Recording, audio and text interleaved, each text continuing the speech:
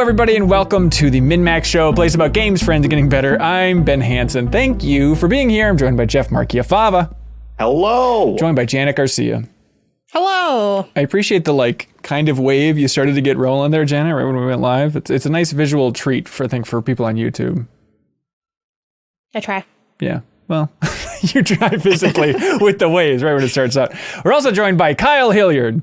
Hey, how's it going? Welcome, Kyle. Kyle, I really like seeing on Twitter, at least, that you went back in Chrono Cross and did the huge scene that you missed, which, by the way, we've just wrapped up the deepest dive on Chrono Cross, which was a blast. It was like a 4-part game club series you can find on our YouTube channel.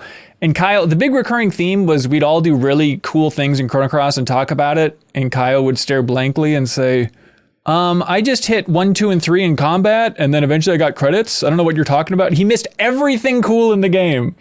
Yeah, it turns out it's a game that you can miss a lot of big things.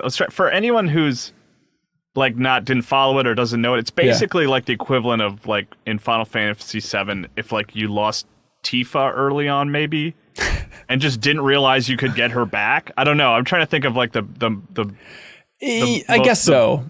The best way to explain it for people who don't follow Chrono Cross. Basically, the secondary character, not the protagonist, but the second character. Right. I only played with her for the first few hours and didn't realize I could get her back until much later. And not only that, really it's funny. that you could then get Tifa back, but then it has this extended sequence that's the greatest homage to Final Fantasy VI you could imagine within Final Fantasy VII. You know, Jeff, I know that you joined us for the deepest dive on Chrono Trigger and then not Chrono Cross. If you're ever interested, you should try just looking up some of those connections, because playing through it again, look, Kyle, we've talked about Chrono Cross enough, but I was stunned by man, I can't believe I thought they were only lightly connected with a couple of homages, because there's some very juicy, very good Chrono Trigger stuff in Chrono Cross that I completely forgot about that's fascinating and weird. Did you go to Lucia and the Viper Manor and see that weird note and stuff? Isn't that crazy? Yeah, it's definitely, like you said, we've talked about this game enough. It's definitely more... It is more of a sequel than I ever realized, if that makes sense. I thought it was kind of a sort of a spin-off to a certain degree, but it is 100% a sequel. Yeah. Anyways, check that out on YouTube, everybody. Let's see. Hey, on this episode of the podcast, we're going to talk about the state of the industry. State of the big three, how everybody's looking, everybody's future. We're going to give a pep talk for each console manufacturer, so look forward to that. That's coming up from Jeffem in just a couple of few here. Then we're going to talk a little bit about the Nintendo Indie World big showcase they had, and then we're going to talk about Gotham Knights. They had a big gameplay demo showing more, ramping up for the big October 25th release of the new DC game, and then back half of the show, of course, we're going to be joined by Sarah Podzorski for some fun community questions. The rest of us will be here too. We'll lose somebody. Try and guess who it's going to be. I dare you. It'll be a fun suspenseful Was it the priest adventure. who was actually a gangster? That's right. And you would understand what Jeffem's talking about if you listen to our pre-show by watching this show live, by being a Patreon supporter.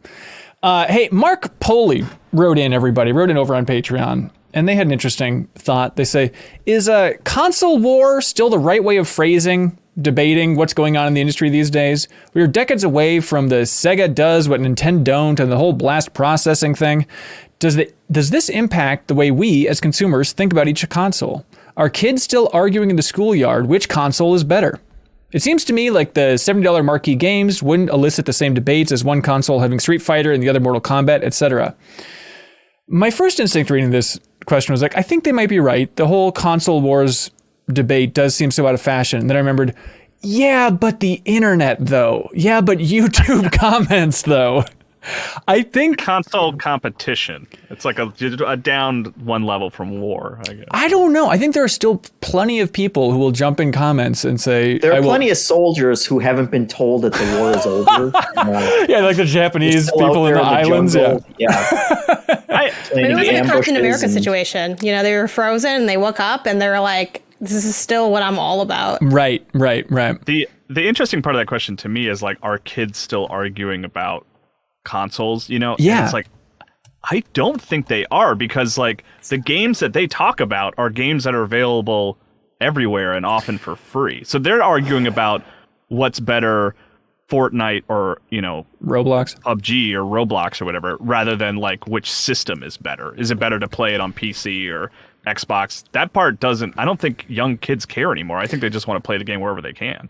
I like that idea. That's interesting. And it's somewhat telling. It's okay, why are kids only talking about the free cross-platform games? Could that be the way of the future? But I bet there's still, I think you'd be like the cool kid on the playground is say in 5th grade, you're like, I only play PlayStation exclusives. I think you could still get some kid juice leverage. I think you're right. And then you'd get a swirly, I think is the conclusion to that story. Like, I don't know. It's interesting too. Like, I'd be curious to know, and I don't know if it's like again, we're not really in different generations. Like, we're all millennials, right?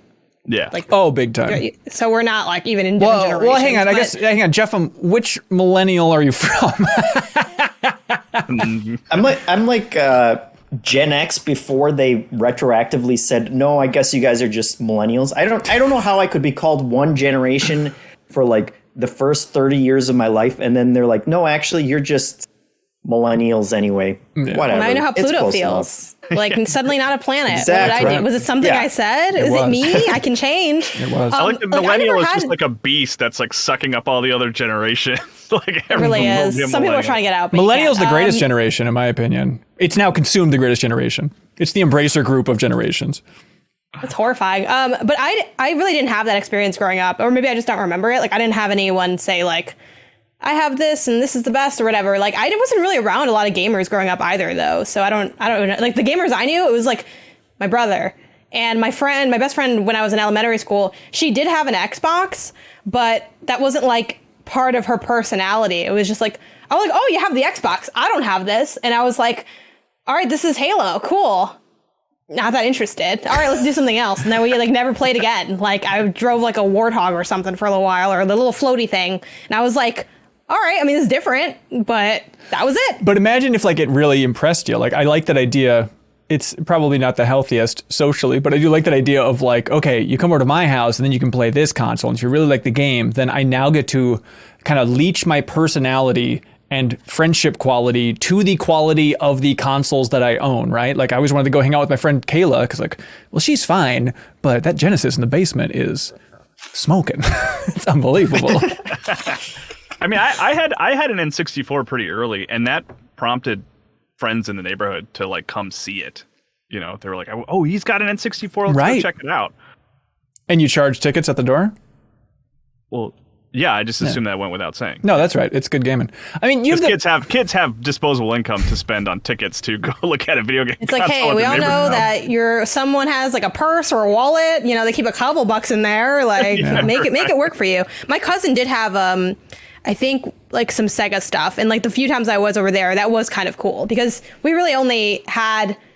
Eventually, we got to the big two. That's why, like, when Xbox came on the scene, I was like, well, we don't have a third sibling, so there's just no Xbox. Like, if we had a third sibling, they definitely would have been the Xbox sibling. Right. But we didn't. Right. I'm like, well, we don't get two. You get one. So I get it. We already had the two.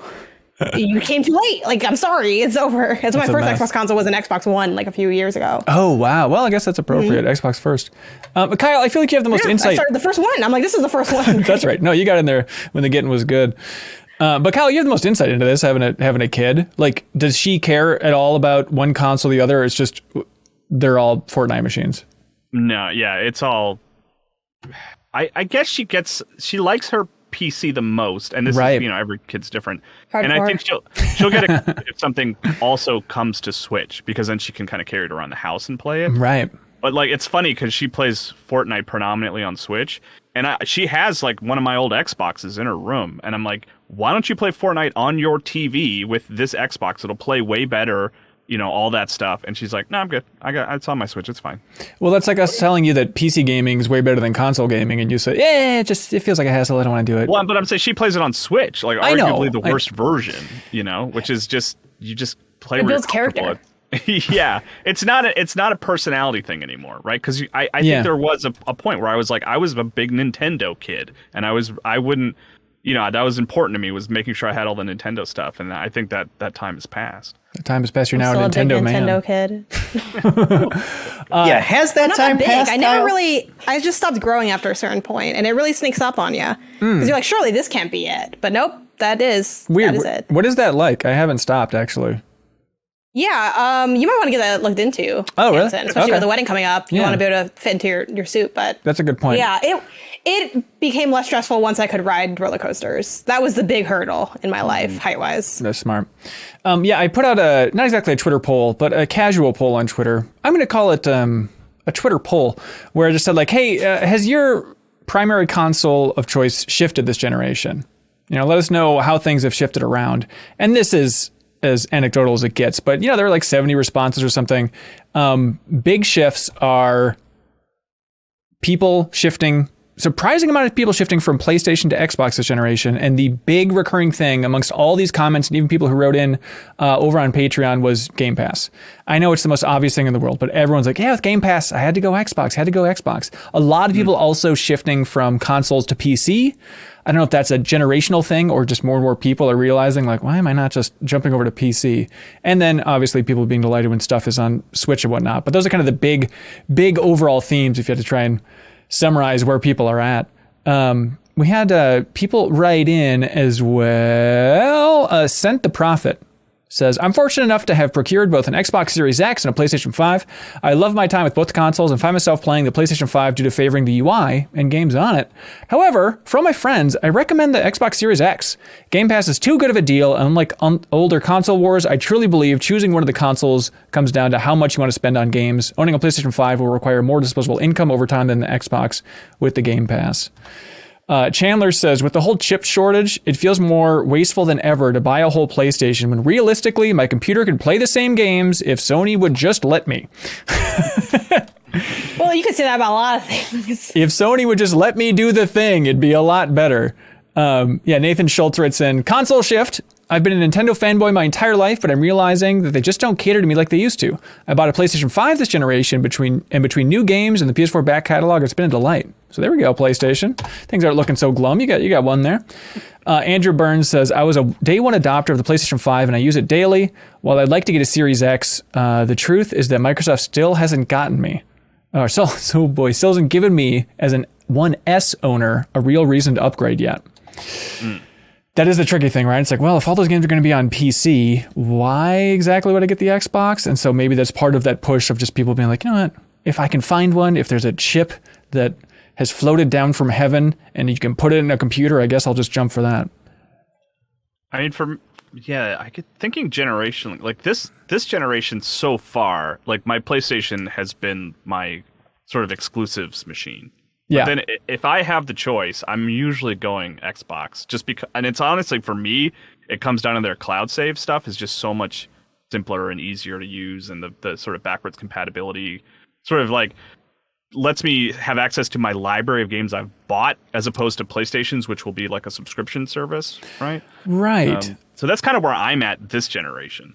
Yeah. And that's a pretty big shift for you then? No, I like 360 played a lot more of that over PS3. I will say I played more PS5 than Xbox One, or PS4, excuse me, than Xbox One. And then before that, it was just like, Super Nintendo N64. Although PS2, I did go more PS2 than GameCube. See, there we go. Yeah, I mean, I was really thinking about this, about like which way I've leaned is my primary console for each generation. It's like, okay, well, now that I think about it, it's pretty easy. It was PlayStation 1, PlayStation 2, PlayStation 3, PlayStation 4. And I still like my PlayStation 5, but I think if I had a choice of you can play this on either, I'd go Xbox. I think it's just a tighter, cleaner experience this generation. I like the controller a lot more. And it's not that I'm turning my back on all things Sony, obviously, but it is just like that subtle little shift where it's like, I don't know what this means for the larger generation that I have my choice of the two, and I prefer that one at least. Jana, how you feeling? DualSense still got you? And obviously, like it's sort of a weird combo of like, is it because I'm on PS I Love You, or is it the inverse? I mean, not that you need to, despite what many commenters think, you don't need to be married to Sony in a deep, intensive way. Like, obviously, I'm a fan of PlayStation. That was, for reference, I mentioned me and my brother kind of splitting them up. And we've always played each other's stuff. Like, we always, shared everything. We were never, territorial about any of the stuff we had, whether they were toys or anything like that.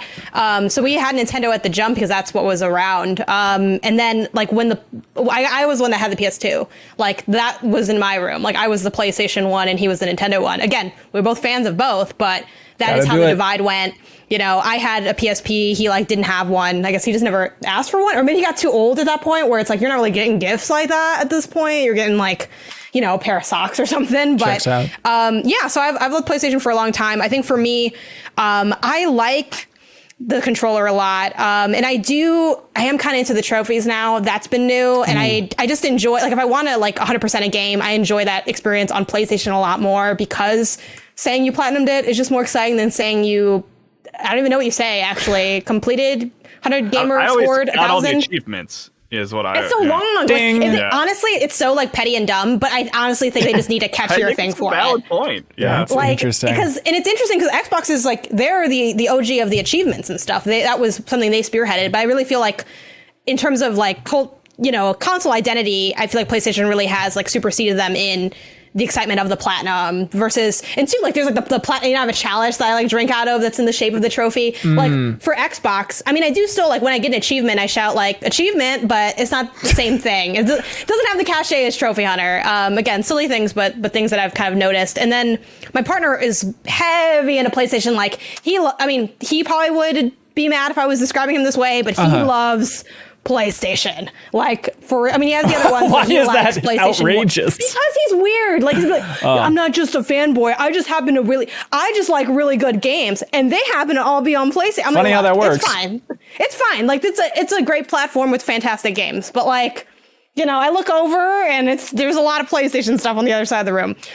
So for that reason too, like it's convenient if I'm playing something, you know, that we can like kind of do the game share element or like we don't have to worry about cross-play. So for all those reasons, I've leaned into PlayStation, and I've made Xbox just my Game Pass machine, which it is for most people. Like that's the biggest asset that Xbox has. Yeah. But yeah, I really like the changes to the controller this generation. It's a little bit bigger and a little bit weightier, and I think that goes a long way, even though I still kind of wish they did have offset sticks, but I don't mind the ones on the bottom. That old classic thing. I was thinking about just PlayStation, where they're at overall. They had their earnings report this year.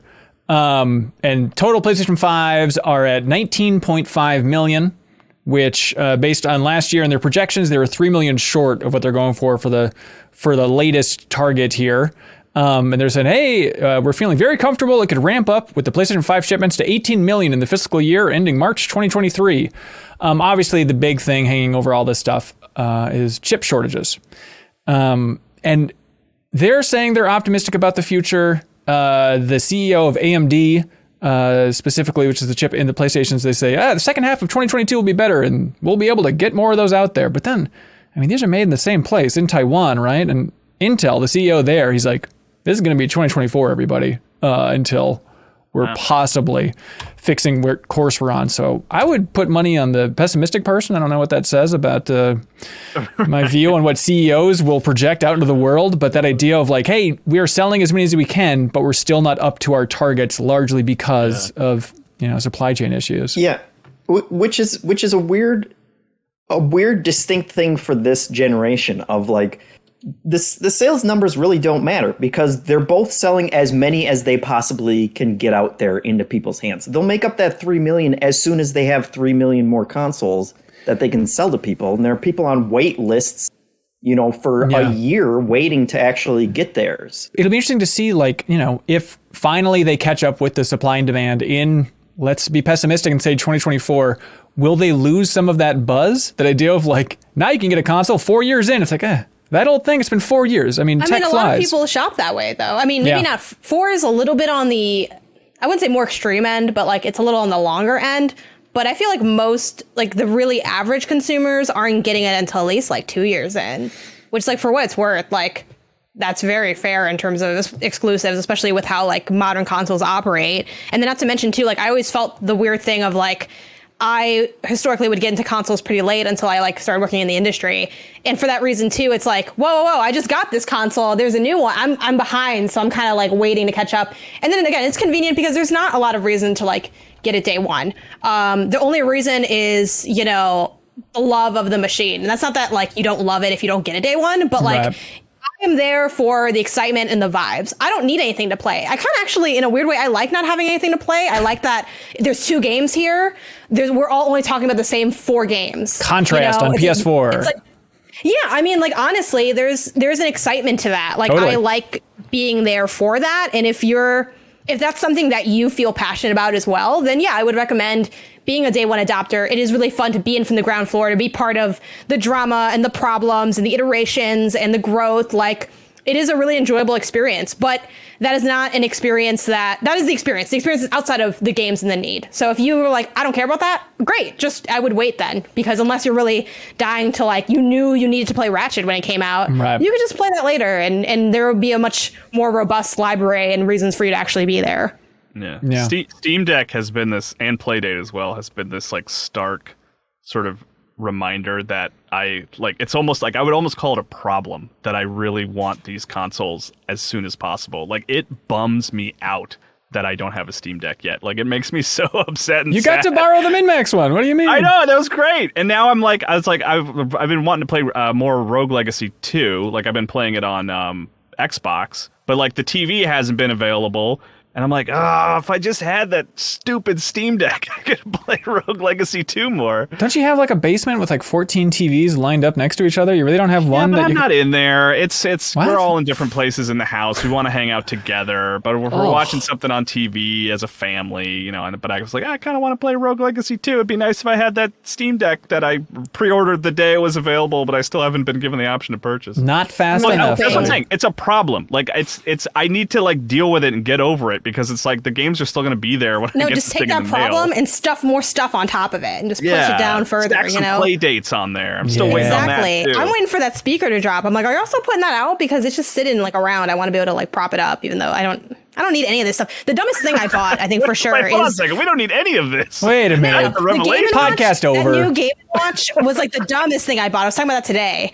Like, you know, the Mario one? A ball? Like, like, well, if we're going to bash Game & Watch Ball, this podcast is truly over, Janet. Truly one of the goats. Like, well, now they got Mario's head there, though. So it's like a whole new game. Like, the replay value went through the roof here. You think you've balled it all, but you have not. Speaking of stuff we don't need, remember on the podcast a couple weeks ago, I was talking about how I really wanted an old Peanuts Game & Watch from 1982, because it's like the first time Nintendo collaborated with Charles Schultz's estate and whatnot, which is such a dorky reason. I bought it, I got it on eBay, and then there's one of those things of like, it's going to be shipped here pretty soon. And I already had those moments of like, I was telling somebody about it and I was like, yeah, I got it on eBay. It was $215. I had that moment of like, what am I doing?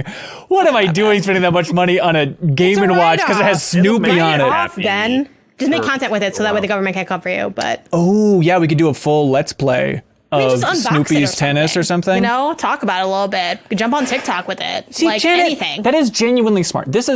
I know we talked about a lot on New Show Plus and stuff, but you are so good at content, focusing on content first. Some would maybe say it's a curse to your brain, but you do such a good job out there in every avenue. I spend a lot of time outside of this just laying down and recharging my mind. I don't think so. But even honestly, you're going on runs and you're like, all right, let's squeeze some content out of here. Here's 14 TikToks about every time a foot goes down on the ground. And it works out. Like, you know, people will comment like more running. I don't know. Right. Anyway, but yeah, you should, why not? It's like in your field. This is genuinely, I didn't even think of that thing that is so obvious that, hey, I'm getting a very unique gaming thing. I should make content about that. I mean, I want to see it. Literally just all right, wow. Bring up your phone and be like, what is the thing you have in your gaming collection that you are most excited about that you feel like no one else cares about? I'll go first. This is the Peanuts Game & Watch. Why did I get this? I still don't know. But here's why how I rationalized it when I bought it off eBay, and then you just talk about it. And thank you for following MinnMax on TikTok. We try. Take a little ad sound, go to viral, pick a thing, trim it, bring the volume down.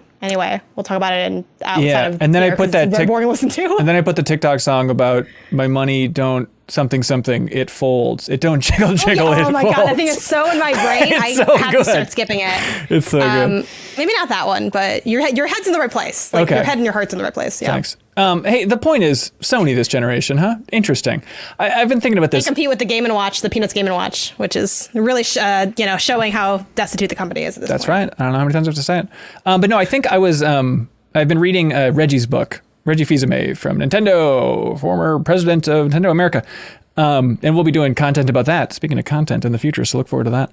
But we're reading about that and kind of the failure of the Wii U and stuff. It just got me thinking about like what a juggernaut the PlayStation 4 was in my mind. And I felt like, God, they just nailed it. Exclusives, the messaging out of the gate was like, mwah, just PR beauty, and then good hardware. Then I was thinking like, well, think about it, like its competition was the Wii U and the Xbox One. Like it wasn't exactly like a battle of the titans that generation. No, I'm not. Now, PS4, I think, is arguably, you could argue, the greatest console of all time. I think that's absolutely a fair argument. But it's just weird to think back about like the success versus the reality of its competition. It's like, yeah. I mean, it was because like you think about that, which was fantastic with that video where I'm sorry, I don't remember who was in it, but where they handed the Adam game Boyes off, and Shuhei. Yep. Right. Here's how you share games on the PlayStation 4. And they hand it off. And they're like, oh my gosh, E3 winners, incredible. And it's like, if you sort of take a step back and look at that, it's like basically what that was is like, hey, this is a reminder that our console is functionally similar to the previous ones where the other guys are trying to do different things. Right. Like, yeah. Yeah. Okay. That's true. And we cheered. God damn it, we cheered. Oh, it was the best day of our lives out there. It was delightful. Genuinely, it was. I remember being in that E3 booth and being like, my God, this is it. It was fun because it felt like that old. This is the peak. It felt like the old console wars. It felt like the Sega Nintendo era for sure. But just thinking about Sony's strengths, especially the last generation of just, okay, we're going to have our exclusives. They're going to be single player, story focused games, and people will show up and buy them in ridiculous numbers. And I know this is a larger conversation we've kind of dabbled in a little bit before, but I do think it's interesting that this generation, now you see Sony being like, yeah, but live service games though, we're going to start investing in that. Whereas I feel like it feels so bizarre to be coming off of the last decade of them saying, hey, it's successful enough if we focus on these single player stories. And now for a slow pivot. But I'm fascinated with that idea of Sony, and for sure in the future, they just announced they are investing $300 million more into the first party studios for, a lot of single player stuff, story focused stuff. But I'm fascinated with that idea of a company as big as PlayStation and Sony banking so much of their business on storytelling. Like literally for these huge games, I mean, it's not like it's going to bring down the whole company, but it is wild to think about that idea of like, ultimately we have a handful of studios, handful of auteurs, and if they don't get some good ideas and iterate correctly on the story, then our brand is moot. Like it's not a safe place to be, and it feels like they're learning that lesson and pivoting to, okay, live service, where's the actual money in the industry? Please, give us that. Yeah, and you think of some of those biggest franchises of like Uncharted. What does Uncharted do? It feels like we got to the end of those stories, and The Last of Us. Like, right. They've told such distinct stories and had such, like fully realized character arcs for those characters that it's like you can't continue those endlessly. Like I'm sure they would want them to, but it's like, okay, well now in addition to making, like as flawless gameplay wise as you can get games, you also have to come up with new characters, new IP, new feels for, like different tones and all these different things. And you look at something like, on the other hand, of like a Days Gone, where they tried very hard with all of those things and it just didn't hit. And it's like, how many millions did you put into that? How many years did it take to come up with that? And it's always that dice roll at the end of it of like, is this going to catch on big with fans? Is this going to be another huge franchise, or are we going to have to start from scratch again? And obviously that's the example of, it only sold 5 million, which was, I think, rough math from Jeff Ross, the game's director, and all that. But I think Days Gone made its money back. I know it was in development for a long time, but I'd certainly have to imagine that. But you're right, it doesn't feel like a success. And I agree with Jeff Ross's point that a part of that is just Sony messaging of they could have sent out a big announcement that Days Gone sold 4 million units, whatever it is, and they didn't. Days Gone just isn't that good. Like, I don't mean to be, rude about it, but like, it's a very kind of mid to like barely good game. It's not like it had totally it's like it didn't have any like redeemable qualities. Yeah. But it was very long. The story wasn't that compelling. Kyle just left because he's like, I can't handle the Days Gone slander. Yeah, it's his day to go. It was very clearly, unfortunately timed in that it's like pulling on the zombie stuff, even though I know they're not zombies or friggers, but it kind of came in a weird spot for like that sort of motif in games. I hear you. There's a lot of reasons that it just didn't really hit, but like you're going to take, so not every at bat is going to be knocking it out of the park. Like, I don't think that means, I think all making of games is stressful in different ways. I think the only people that really have it down with like longevity and a formula without getting stagnant is Nintendo, where like Mario still hits fresh almost every time. And the worst Mario game is still better than most other games, even though like New Super Mario Bros. U or whatever. No, I don't like it. I don't think it was very good, but that's still pretty other than that one. solid. Yeah, I mean, like honestly, like a new, Odyssey 2 or like whatever it's going to come out, they're going to have some fresh, new, interesting mechanic in a way that almost no one else can really do. Like Donkey Kong's still fire now, which is insane. But it's also not story driven. So to the point of stories, I do think they are trying to pave the way with things like Ghost. I think Spider-Man will have a lot legs, and that's not because he's a Spider-Man, but interesting. I think that's sort of the element. But yeah, with live service stuff, I mean, I think ideally you have a little bit of everything. I think every platform and company still has its kind of niche and shtick. Like Nintendo is still known as like cartoony, family friendly, even if it's like, that's not to disparage their games. Like I love their games, but that's kind of the vibe they give off. Family game of the year, it's always going to have some Nintendo games, even if you can't play them with other people for some reason. Sony's storytelling. Xbox is at this point Game Pass. So it's thinking about like, sure, how can we be more than that? Because we don't want to be, you want to be a 5-legged stool so that if one thing goes down, you don't fall. I prefer a 16-legged stool. That's the only way I feel comfortable on a stool. I mean, yeah, add as many legs as you want to, Hansen. TikTok, MinnMax, just keep putting legs on there. So you're unkillable. No, I think Microsoft is an interesting spot. And so just for overall console sales, for the Series X and S combined, they've sold 11.8 million compared to the PlayStation 5's 19.5, and then the Switch, of course, is at 107 million, which we can get into in a bit. But yeah, Xbox, I'm curious to see, obviously they're buying up so many studios. You got your Activisions, you got your Call of Duty, you got your Blizzards, you got your Bethesda's, all that good stuff. I am curious to see like how much they're going to be shifting with the studios they're acquiring into more of a living game format. Like Starfield probably not. That feels like that was so much in motion before they're going to get their hands on it. That is probably going to be what it is. There'll be some cool DLC, kind of standard Bethesda package, but stuff like Redfall, like the other Arcane game from Austin, I'm curious to see how much they try and position that as like a living game just to try and get more of their studios in that world. Even like Fable, like, is that going to be a living game? Is it going to be a little bit more in that vein? They tried to do that already, right? And canceled it with the 4v1 Fable Legends. Yeah.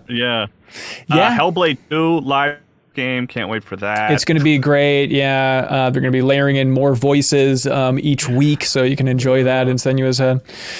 Dr. Ox says, hey, well, I've always been pretty neutral on the console wars. I currently own a PlayStation 5, Switch, and PC, not really seeing the need for Xbox when all their exclusives are available on PC. However, rumors of an Xbox Game Pass dongle make me wonder if I might finally technically make an Xbox purchase.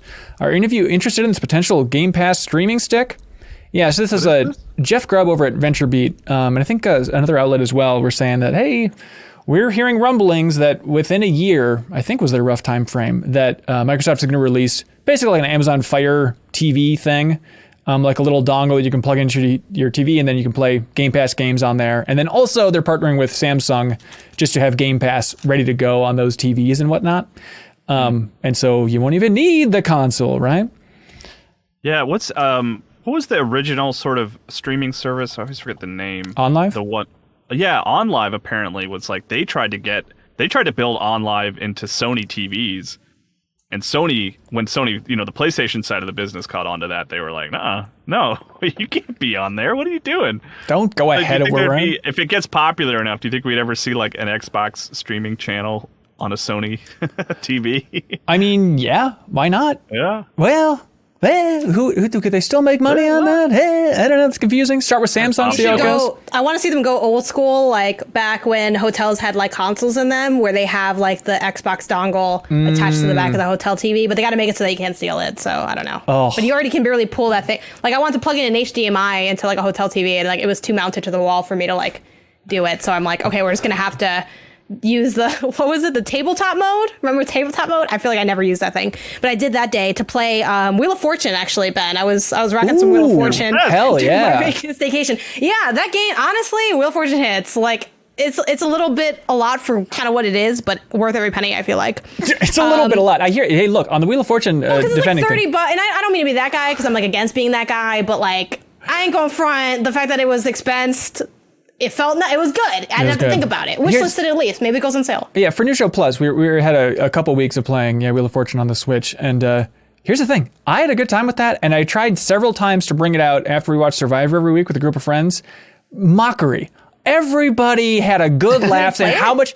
Yeah, everyone's like, how much did this cost you? Come on. I was just lambast. It's like, it's a fun. It's Wheel of Fortune on the Switch. Everybody, come on. These are like, this is the classic, like, hung up on the wrong things, the graphics, the awkward input delay. Not important. There's problems with the game. It is a flawed game, but at the core idea is good. Yeah, but that's not what you asked about it all. So for the dongle, I am interested. I think pro dongle. I do think the way of the future is going to be like there's not going to be consoles eventually. I think we're pretty far away from that, but not as far as I'd like to be, because I love physical media. So, but I think we're barely getting at the point where I don't know if we'll ever see when we'll see like there's no discs at all. Because this is the first generation where simultaneously there was a discless version of those consoles. Right. One or even one generation ago, you would have gotten laughed at the room for like presenting that. People would have been like, you hate gamers and da-da-da. But like now people are ready for that digital world. So yeah, I mean, I think the dongle makes sense. Like it's a Game Pass machine anyway, to be able to just turn it into any TV. Like that sounds incredible if it can actually work well. Which I don't know how hard that's going to be to get to work, but that's tricky. Nintendo Switch. Yeah, I'm still not holding my breath for the streaming technology, at least in America with America's internet. I just don't. It's called America Online. I can hardly connect to my Wi-Fi with my phone and keep it connected, to play Wordle, much less I'm going to be streaming, Xbox games that need like actual precise timing on it. I just don't. It's nice to have as an option. I don't buy it. Fine.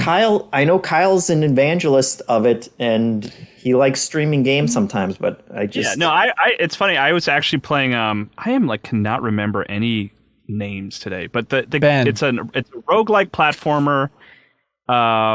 Where your head's on fire. Dead cells. Yeah. I was streaming that to my phone the other night using the Backbone controller. Yeah.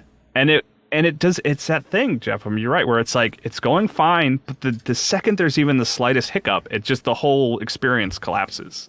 It doesn't matter if it like comes right back. It's like I lost a few frames and I took damage, and now I don't want to play this way. It's like it's. Yeah, I think it's nice to have it as an option. It's like you get that dongle, plug it into your TV, and if you have some kids that want to play games on the Game Pass, that seems like a great one. Kyle's being blinked out of reality. Speaking of streaming, this is the problem. The internet. That you mentioned when you. Okay, I wasn't gonna say anything, but like Jeff, when you open the door, right? It's like court, where it's like, it's fair game now. For Jeff to be like, Kyle's like the streaming guy. I'm like, real with that internet? Like, I'm not trying. I was gonna bring it up, but I get it. There it is. That I don't know what to make of that.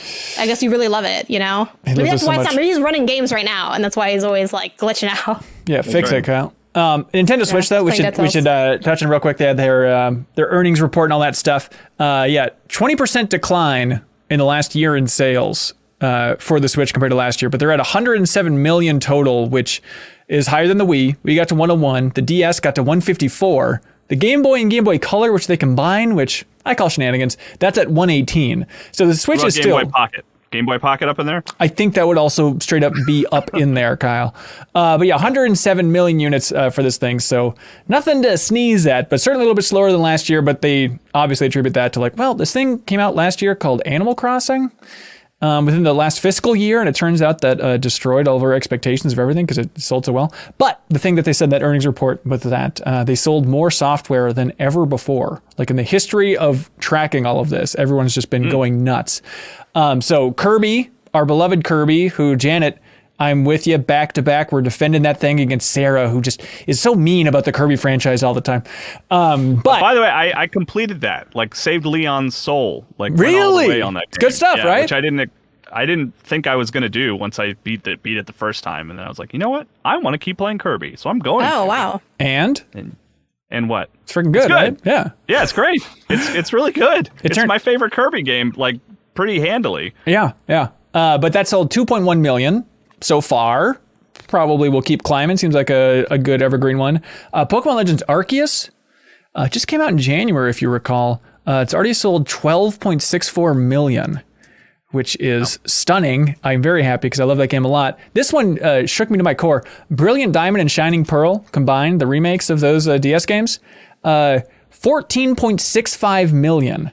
And they're the best-selling Pokemon remakes of all time, they announced. Like So surprising. Better than the Soul Silver, which is an incredible game and an incredible remake on a system that has 154 million units, and this thing still outsold it. Metroid Dread's at 2.9. Skyward Sword sold 3.91 million. The seashell. That's right. Which it turns out that sold more than Metroid. Yeah.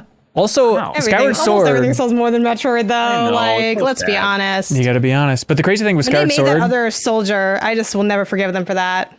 Like a third one? You can't just. How many colors of the soldier are there? How dare you attack Metroid Dread? The ending of Chosen soldier. Yeah, the one the. You're saying that's fun boss I'm fights. spitting acid for people that don't. Just to be clear, Janet, your theory for why people didn't buy Metroid Dread is because they heard rumors that there was a third colored soldier at the end that was a tricky fight. I'm just saying that I'm not going to cry for Dread. How dare you? Dread didn't cry for me. You gotta defend Metroid. What a slap in the face Janet, that easy I'm not a Metroid super fan, but it is our duty as gamers to get excited when Metroid does well because that's good game design. Right, Metroid Dread is great, and I really liked all the boss fights a lot. The best boss fights in the whole series. Fantastic. Kyle. I bought the stuff, okay? I did my part. All right. Well, you're not doing your part right now, Janet, and we can feel it. Well, you know what? I'm upset, okay? I went through some things. That game changed me, and I don't like who I am on the other side of it. How do you think Samus feels at the end of that game? She went through a similar experience. I think she had some. Now we're getting back into the deepest dive, which go watch that if you want our full. Oh, that's right. We already debated this game. Yeah, no spoilers. Yeah. It gets very heated about is the jump good? You know. Mm-hmm, that's right. I don't know. I still don't know. Turns out. Kyle, the factoid I was trying. Kyle, will you let me get this factoid out? Skyward Sword. God damn it, I can't even say it. Skyward Sword. Legend of Zelda Skyward Sword. Almost. Kyle, get ready for this factoid because Skyward sold almost as much on the Wii as it did on the Switch. They almost sold the same amount. Isn't that crazy? That is genuinely crazy. That's mind blowing, especially considering it was at the end of the Wii's life cycle when everybody. I know it, right? I think it's genuinely crazy. Like, I think I might rip my face off because it's so freaking crazy. I don't blame you. Save it for TikTok. That's right. I feel like that might be about something that isn't this game, you know? Honestly, you rip your face off, that thing's going viral for sure before it gets pulled from the platform. My money don't jiggle. It folds as I'm ripping my face off. Okay, no, hold on though. I watch makeup videos where people do that, where they have like a full, like I've watched like women peel like entire face masks basically off that are like made from makeup, and it's so gross, but it's so satisfying. It's amazing. Weird, playing the Face Off soundtrack underneath it. No, missed opportunity. Not if people watch Face Off, or too many did. It's one of the two. I forget which one. That's right. I think too many people did. Nintendo Switch. I'm curious about like Nintendo and where they're moving. Obviously, in the future, they got. They say Bayonetta 3 is still coming out this year. Pokemon Scarlet and Violet is going to be late 2022. Splatoon 3 is September 9th. Xenoblade 3, of course, July 29th. All that stuff. Mario Strikers Battle League, June 10th. That thing's coming out within a month. Isn't that crazy? Batten down the hatches, everybody. Still just kind of floating around. Whenever war ends on planet Earth, Advance Wars will release and Surreal will squeal in delight. They did cut the Switch price. I saw a story about down to $260 from $300. I don't know if that's going to be temporary. Like the store didn't even know. It seemed like it was completely out of the blue. The weird thing is Nintendo on mobile. There's obviously like the Mario Kart stuff, which seems to be doing well for them. But they haven't announced a new mobile game in at least a year. It seems like they're ramping up for a while with that, and I don't know what's going on. I thought they were shutting some of that stuff down. Well, they shut down Jawarhello Lost. They killed Dr. Mario. Yeah.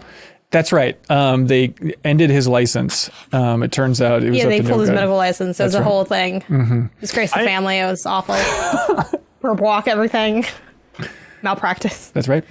Should I go on or do we have other I think Kyle was thinking about saying something. No, I am very curious what the future of Nintendo Mobile is, because they have had successes, but stuff like Mario Run, I think they consider that a failure, even though I really like Mario Run. I thought that was a good game, and I played it a lot. But I wonder, and then they tried the new IP with Jawarhello Lost, and they must consider that a failure as well. So I don't know. I don't know about failure. I mean, they probably made $1 zillion on it, and for what it's worth, Kyle, they wouldn't have turned it off, so to speak, if it wasn't a huge hit. Don't close the money fountain, you fool. Money. Well, I think for what it's worth, like this is it feels narcissistic, so I apologize. But I went back and rewatched the rapid fire interview I did back at Game Informer recently with Tezuka, who's the director of Mario 3 and Mario World and Yoshi's Island and Link to the Past and every great Nintendo game. But in that interview, I forgot that I asked him, because he also worked on Super Mario Run, and I asked him, did you consider Super Mario Run a success? And, you know, he's not a business guy. He's a game designer over there. But I remember in this video, he like shrugged his shoulder and he goes, a lot of people downloaded it. It's like, okay, well. So take it from Tezuka, Kyle. A lot of people downloaded it. Well, that was that was the game. It's like you played the first level and then you could buy the full thing for, I don't know, like $10 or something like that. Yeah. Which is like, I thought that was great. That was a good deal. But I think a lot of mobile people misread that as like, oh, I got to pay $10 for the next set of levels, and I got to pay $10 again. And and it really, because like you looked at early reviews of that on the App Store, and that's what a lot of people were complaining about. And yeah, what a weird thing. It was a weird one. Captain Cobblepot wrote in and said, hey, Computer 11 cohorts, that's us. The Switch is winning the console wars, and the numbers prove it. They recently stated that they saw a 20% drop in sales compared to the previous fiscal year. Still, the Switch sold over 23 million units compared to the next-gen Microsoft and Sony consoles, which are around the 10 to 17 million mark. Why does the Switch sell so much better consistently than the other consoles? Asked Captain Cobblepot. That is a very good question that we probably don't address enough. But then the Xbox One S, though, it's not cheaper. It's, I guess, unique. It's friendly. It's. I mean, the Lite is cheaper, right? Still. Yeah. I think so. Yeah, probably. And it has multiple. They have a lot of SKUs too now. They're like with 3 now. Yeah. I do think, and it turns out, yeah, by the way, they said that 25% of their sales in the last year were the OLED unit, which is nice to have that breakdown. But I mean, Kyle, I think you said it. It's more available than the others. Yeah. I think it's also, because the few people I know who don't really play a lot of games, who did get a Switch, they just kind of see it like sort of in the same way as the Wii, as like, oh, this is kind of inexpensive. It is cool, right? The fact that you can play handheld or on a TV is a neat thing. It's cheaper, and it kind of lets me have my foot in the door of like modern gaming. Right. Like PlayStation 5 and Xbox Series X and PC is still where you're going to play the big, huge graphic intensive games. But if you're just like a casual gamer, like the Switch gets you in the door and you can play modern games at a lower price. And also you get Zelda and Mario, which everyone knows Zelda and Mario. It is, yeah, it's weird how they're able to tread that line so well, even with the Wii. Not the Wii U, but Wii and Switch, they were able to do it. Yeah, I think as gamers, we kind of just underestimate the value of just being a family-friendly company. Yes. Which makes so many families go out. Like, the Switch sells so well because parents are buying it for their kids, you know? Like, my brother just bought one for his kids that are like 5 years old. He's never going to go out and buy a PS5 or an Xbox Series X for them, you know? It's just like, everyone knows the brand. Everyone who has kids nowadays grew up playing Nintendo because they've been around forever. And the cheaper price point helps with that. But I think there's just so much value in being seen as like the Disney of video games. Like that makes it such an easier purchase for parents who have that kind of money that they don't, you know, they're not going to blink an eye at it. They just see it as like, this is a fun, safe thing that I can buy my kids that they can have fun with. But I mean, this is not to make this a 3-hour podcast, but that was the Wii U. But the Wii U was confusing. It's just confusing. Whereas the Switch is the opposite of confusing. It was the Wii, which also sold, you know, like blew the doors off of everything else around it. And that was, you know, also like you're buying it for your grandma and stuff. It's just like when you can tap into the larger market of people who don't normally play video games, like you sell a ton. And I do think we undervalue that. We still talk about it as like, ooh, is it Sony or Microsoft? No, it's always Nintendo. It's not as powerful of a console. You're not going to play Elden Ring on it. And so therefore we just kind of dismiss it in our minds, but they're out there selling hundreds of millions of units. Yeah, for sure. Did anybody watch that Nintendo Indie World, by the way? Yeah. Big showcase thing? Big Nintendo kid. Yeah. Big Nintendo kid. That's right. Well, who can forget? It wasn't exactly the most jaw-dropping experience. No big reveals. Silk Song wasn't there for the Hollow Knight fans and all that stuff. Like maybe the most exciting. I think it's debatable, but Kyle, there's a new game from the Gato Roboto developers called Gunbrella, which is about a guy with a gun umbrella, which looks pretty good. My reaction to that was like brilliant. Okay, that just give me the name. Brilliant, like right. That's all you needed. Did you even need any footage of the gameplay? And I was like, Like, how has no one arrived at that yet? Because it's like mechanically interesting within a game to use an umbrella and a gun. And I was like, has Penguin in a Batman comic ever called it a gunbrella? I feel like I've never heard that before, and it's so smart. It's implied. I don't know if he has to say, and this Batman is my gunbrella.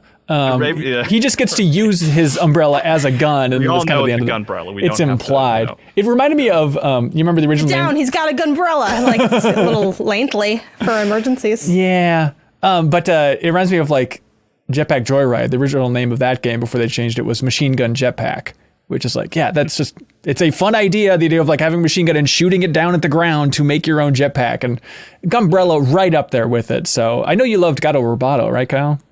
Yeah, I liked Gato Roboto. I wouldn't put so much relish. I know you're a gaga about it, and you got that tattoo. So yeah, we look forward to Gunbrella. 2023 is what they're saying. But it was a game that I liked, and it's definitely one of those that like I played it and I was like, whatever these guys do next, whatever they do next, like I'm going to be interested in. And this like looks really cool. My only like, is it a rogue or is it? I don't know. I don't know if they said. I don't think so. And I think it's just like a linear action game, right? Like just noir punk side-scrolling action game is how they describe it. There we go. That favorite words. Like, I like Gato Roboto's. You know, I'm always going to be a sucker for Metroid stuff. It's like I want those mechanics in like a Metroid game, right. A Metroid map that I can explore. But like that was for me watching, you know, the stuff from that event. Yeah, that was the one that stood out to me that I was like the most excited for. Yeah, I know. We streamed our reactions with Jacob Geller, contributor, and he seemed very excited about Another Crab's Treasure, which is a very silly name for the game, but it's from the developers of Going Under, and this is a Souls-like, or as they put it, Janet, a shell-like, because it's a Souls-like game where you're a crab and you're going around and finding better and better shells to put on your back and then going around and fighting. It seems good. Yeah, I mean, I think I am a little nervous about it because I think it's really hard to actually get Souls combat down in a way that feels good. Right. Like Death's Door, I think totally did it. I think Tunic totally didn't do it. Even though I still love Tunic, I still gave it a 4 out of 5, but that combat was not good Souls combat in my opinion. Yeah. Which, you know, of which people have felt differently about it, just depending. I even know some people that don't like the Death's Door combat, but I have no idea why. They think the iframes aren't generous enough, or there aren't iframes. I'm like, I don't know. You gotta just roll. Like, I don't understand what you're talking about. Yeah, Kyle, I'm trying to think of like, you know, what would pop the hardest for you in that Nintendo Indie World thing. Like, did Silt do it for you? Can you remind me what that one was? Yeah, this was the one that was exactly, I'll try and pull up the B-roll, but this was the one that looked like Inside meets Abzu. Yes. Where you're swimming around and it's all black and white world and all that stuff. That seemed like a cool little one. Cool. There's a weird like specific hang up, but like I don't love swimming. And in fact, Inside, I feel like that's like the weakest part of the game is when you're swimming. Right. It's scary though. And I don't really like Abzu that much either. So. All right, well. So this is not up your alley then, because you're like, but yeah, I don't like any of the things that it evokes, some of the parts. But it's like, I can overcome it, you know, swimming can be done well. It was done well in Rayman Legends. That level Everything in Rayman was Legends. done well in Rayman Legends. Oh my God, that level with the Wii U gamepad in particular, playing co-op, that's one of my favorite platforming levels of all time. Like those swimming levels where you have to adjust the light and like slide the things. It's so freaking good. Anyways, that was Silt. The one that caught my eye the most from this presentation was called Gibbon Beyond the Trees. It's on arcade too, if you want to. Is it really? Mm-hmm. Oh, that's interesting. Yeah, so it was released today on the Nintendo Switch, and I bought it. It was $10. You play as a pink gorilla, so look alive, Kelsey, or I guess a pink gibbon more specifically. And it's just really 2 buttons. You can put some spin on it and whatnot. But Kyle, I think you might be interested because it's hold left to run on the ground, let go to jump, and then you can hold the right trigger to swing. And so it kind of looked like almost like a Pixel Junk Eden level of like flow to it that I was really interested in based on the demo. So then starting out, I'm like on chapter 5 of this game so far. It doesn't seem too long, especially with a $10 price point. But I really, it's getting me. I think it's really cool to get in that flow, except you really feel terrible when you're like swinging to the trees and everything's going great. And then you just happen to miss something and you fall Like falling as a monkey to the ground, especially like off a cliff, just feels absolutely horrific. But if you're in the flow and there's other gibbons that are like grabbing you and launching you further along, and then you can grab onto a vine in just the right moment to get a huge swing rolling. And then of course the gibbon has to make Tarzan noises because I guess you're legally obligated to do that. Look, even Chewbacca had to do it in Return of the Jedi. Everybody, if you're swinging, has to make the stupid Tarzan sounds. But I'm going to get it for a phone right now. Ooh, there we go. But the part that really got me about it, which I think is like subtly brilliant, is it starts out and you're in the forest and you're swinging through the trees with your monkey brothers. Jeff, is a gibbon a monkey or an ape? Ape? They're all monkeys to me. Okay, how dare you? So you're this gibbon swinging through the trees, but then you'll never guess because humans start to encroach and they start tearing down these trees. So like it's a very brilliant way of expressing that story. You're like, okay, deforestation, humans encroaching, because naturally then the trees get more and more sparse, which makes the platforming, quote unquote, or like the swinging through the trees more and more difficult. So it's cool how it kind of syncs up that way. And I had really one of the most shocking moments of the year so far while playing this game, where I was swinging around as my gibbon friend having a good time, and then missed a jump and then landed on the ground where it was just the edge of this forest fire. And then my gibbon was lit on fire and he slowly dies out on the ground. Like I'm having a good time swinging through the trees, having a great time screaming. The family this console, is so fun. the Nintendo. So like, genuinely, like it really shocked me. I'm like, Jesus Christ, just watching this ape burn to death. So heads up, everybody. But Gibbon beyond the trees. Like Tomb Raider with that death animation, huh? Yes, like, it really felt like that. This here? What is this really about? Right, I'm concerned. The gibbons are apes. They are not monkeys. Of course, I told apes. you, Jeff. How dare you? And of course, Diddy is not a chimpanzee. He's something else. Let's not, let's go where ahead. You know what I mean? All right. Anyways, yeah, Gibbon Beyond the Trees. I'm enjoying it so far on Switch. And it's one of those that like, yeah, I think I'll finish that thing, see how it all wraps up. We also got this week the big, Oh, that's it from the showcase? There was like a good amount of games there. There are, but we're running a little bit late, and Sarah's like tapping her foot like Sonic right now. Like, can I do like a 2 minute? Yeah, what do you got? Can you give me two? Hold on, Absolutely. let me get a timer on my watch because y'all know I never shut up. So. That's right. Okay, here we go. Hold on. Can I get 3? Because it's just preset to 3. I'll try to come in. You're going to have to answer to Sarah later, but yes. The longer you take to decide, the longer. Okay, I'm going to start with 3. I'll try to be under 2. Okay. Blitz finally actually coming out. That game's been in early access forever. Right. It's also coming to Switch. It was previously exclusive on Xbox and PC. That's right. So that's a big deal to me. Electhead, this actually came out last year. I didn't realize it came out last year on PC. It is a puzzle platformer where you're kind of like using your head as like a magnet and like playing with electricity. I think it looks really cool. It has definitely like evocative of almost like Game Boy era, but if like the graphics were better. Soundfall I don't really care about that much, so I'm just gonna skip over that. I think that's cool. Dancer, but more anime style energy. Wild Frost, I don't like deck builders, so I don't know how this will go for me, but it is very cute. It's coming out this holiday, so I will try it. I think it'll be a good holiday game. I'm gonna skip over the stuff that I don't care about as much for sake of time. We're OFK, previously very much PlayStation indie, now also coming to Switch, so if you like story stuff, go ahead and do that. Mini Motorways, awesome game on Apple Arcade.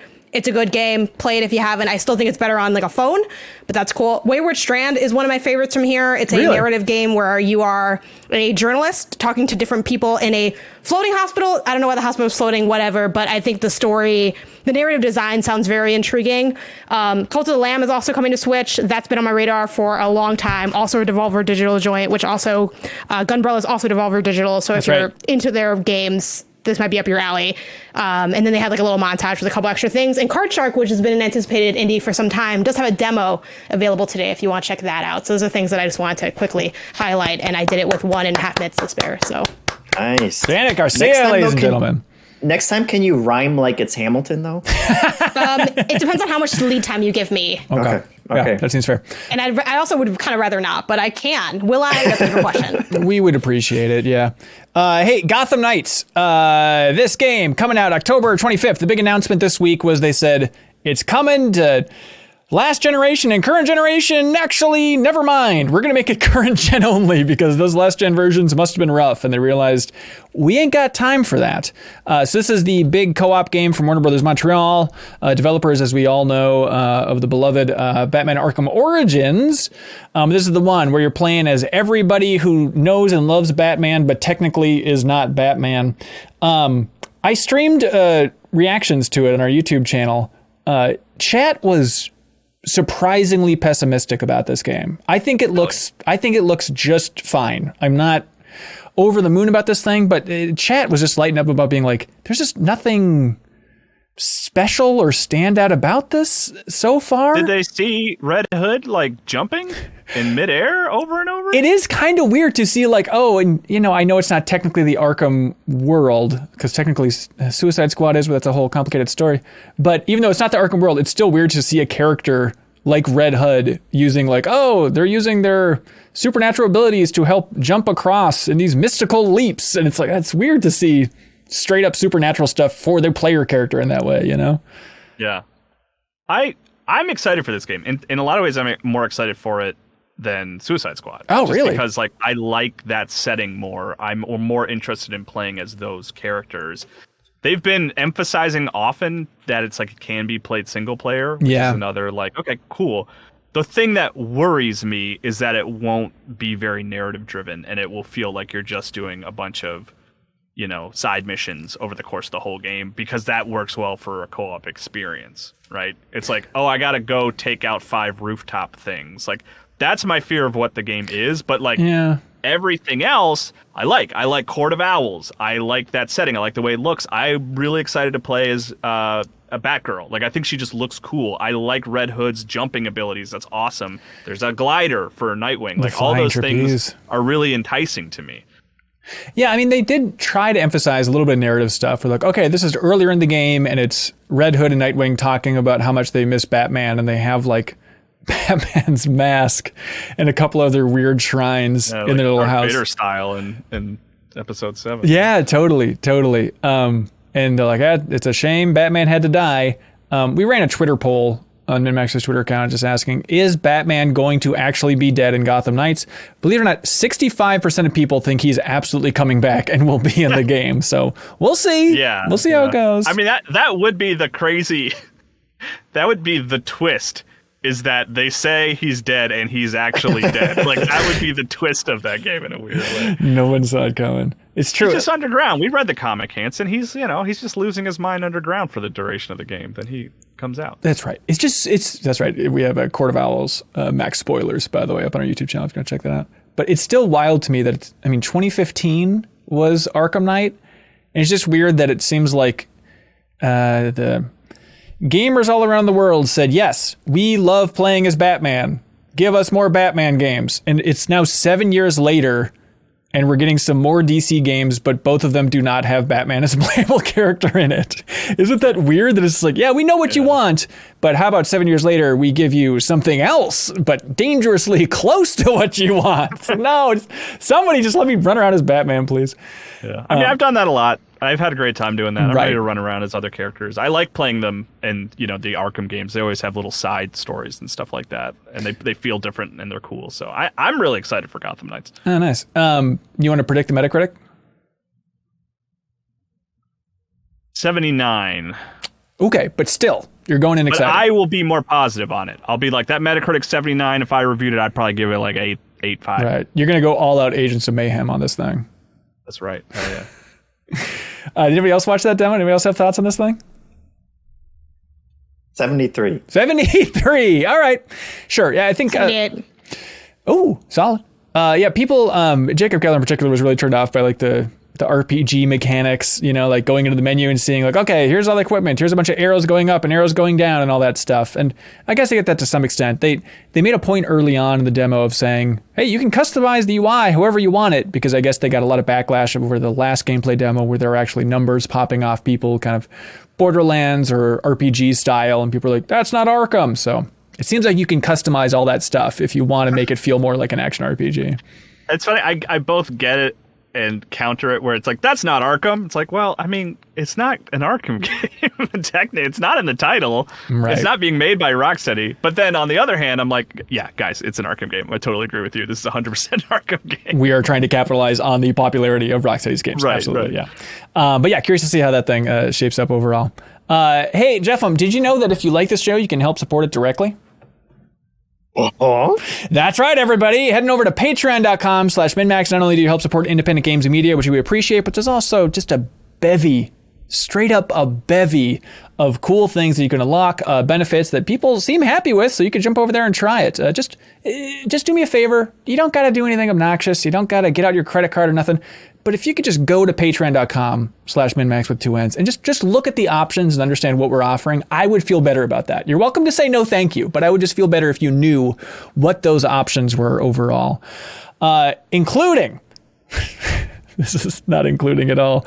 But we want to point out that we have a giveaway, everybody. Thanks to everybody who competed in the giveaway last week. The person who won ended up getting a framed PSP 1000, which is cool. And so this week, if you follow MinnMax Show on Twitter, MinnMax Show, all one word on Twitter, we are giving away an Astro A40, which is the headset that I use for all of our recordings. Thanks to Astro Gaming, we normally give away one every episode of Trivia Tower.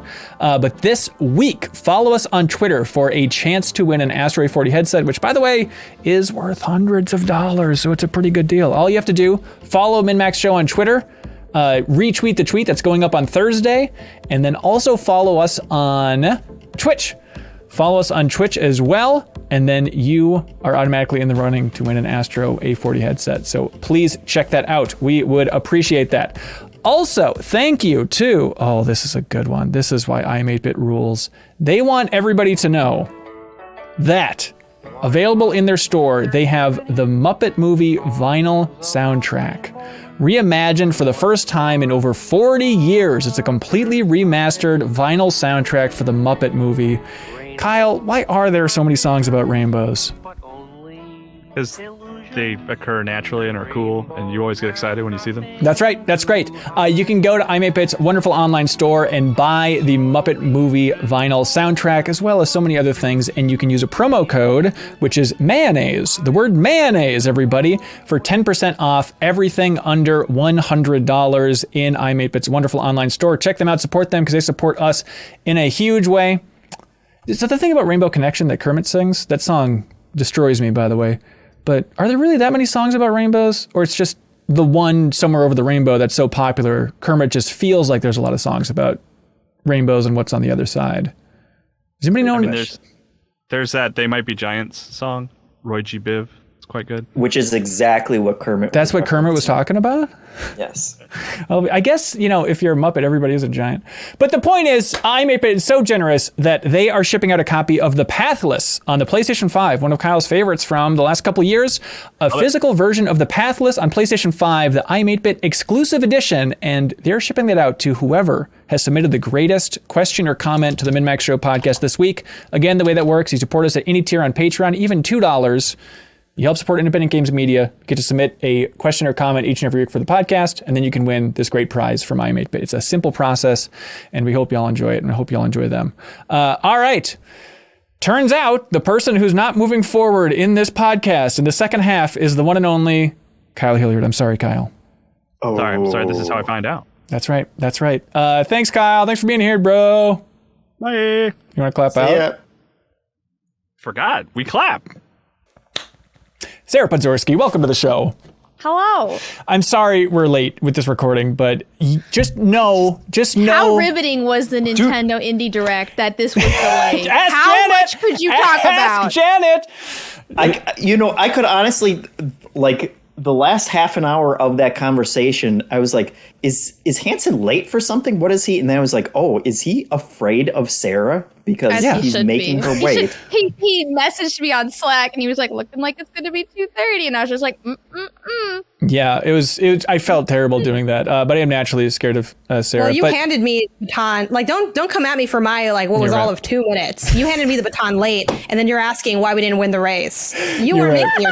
You're right. I ran the best race I could. God, I just got here and you're tearing each talking other about apart. monkeys being on fire for 20 minutes. Yeah, what was I supposed to do? Okay, it's content. Wax poetic about what you want to wax poetic about. But I'll be damned if we're gonna sit here with a 20 or 10 or however many game Nintendo Direct, and we just shout out 2. Ooblets is finally done. Yeah. It's finally gonna be. I'm so glad they got to release an hour of the game every year. It's fine. I know. I was thinking of, as soon as I saw it, I thought of our conversation, Sarah. I thought of you as well, Janet. They just don't put out the game. And I get it. You got to make money along the way.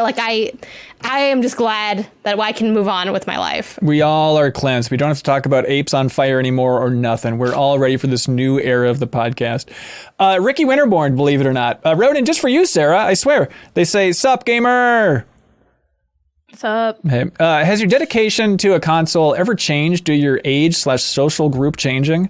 I was always a Nintendo diehard, but the Xbox 360 was so edgy and cool compared to the Wii that I strayed from the righteous path. I strayed. There was nothing edgier or cooler than the Xbox 360 when it launched. It is scientifically the coolest thing you can do. Has anybody ever changed during that due to age/social stuff? I did like a big shift when I finally built my PC. Ooh. Like once I was in college and I built my first PC, there was a huge shift away from consoles, and it's been hard to go back. Yeah? So you struggle? Like it just feels weird and constraining every time on a console now? Well, it's like now I'm like console illiterate. Like you should try to watch me navigate the PlayStation menu. No one can. It's horrible. I don't know where I am. But like I can handle like Steam, the Epic Game Store, like easily. I understand PC. It runs, and then you put me on PlayStation, and I'm just a fish out of water. Do you think that's like age or social group dependent, or you think you just at a certain point realize like, oh, PC is just the place to be for I think smart mine gamers was like me? social group. No.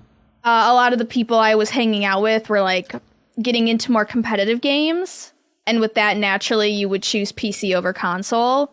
And then I realized like things come out on PC first, like Stardew Valley came out on PC first, like all the indie games come out on PC first, or they used to. It's getting more like, the timing is more equal, but definitely PC was it was just easy. Like you're already at your PC, you can play whatever game you want. It doesn't matter if your console's attached to your TV or not. I don't know. Yeah. I literally disassembled my PC and shipped it to Japan so I could still have it while I was there. That is very hardcore, and we're all very impressed. I'm dedicated, yeah. Look, there's no doubt. The PC appreciates it. Anybody else like the age social group thing kind of shifted your generational choices? After the Nintendo 64, when they started talking about the GameCube, I was like, I'm done with this, and I think I'm going to go to Xbox now. And I think part of that had to have been just kind of age and...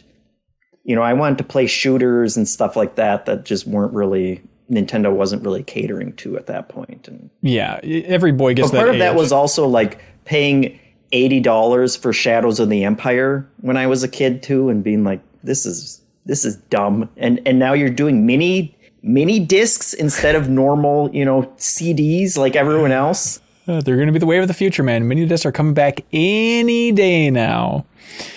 Were you disappointed in Shadows of the Empire? I feel like everyone is just so nostalgic about that Hoth level ruled, but like I've never met somebody who owned it as a kid and was like, meh. I liked it, but it was a ridiculous amount of money.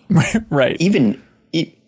Back then too, adjusted for inflation, it was probably like $150 by today's standards. And it's like, and as a child, and even back then, like I was reading EGM at that point, and it was like, there was a lot of talk of like, this is why they shouldn't have gone with carts again. Like everyone knew this, it was going to get more expensive, and they did it anyway. And so I was also kind of aging into more, like reading about the business side and some of the like those kind of decisions where I was like, hey, I don't like any of what this darn Nintendo's doing nowadays. As you're reading your New York Times on the business page, looking at the stocks, I understand. Yep. Flim Flam writes in and says, what's the best looking console of the current batch?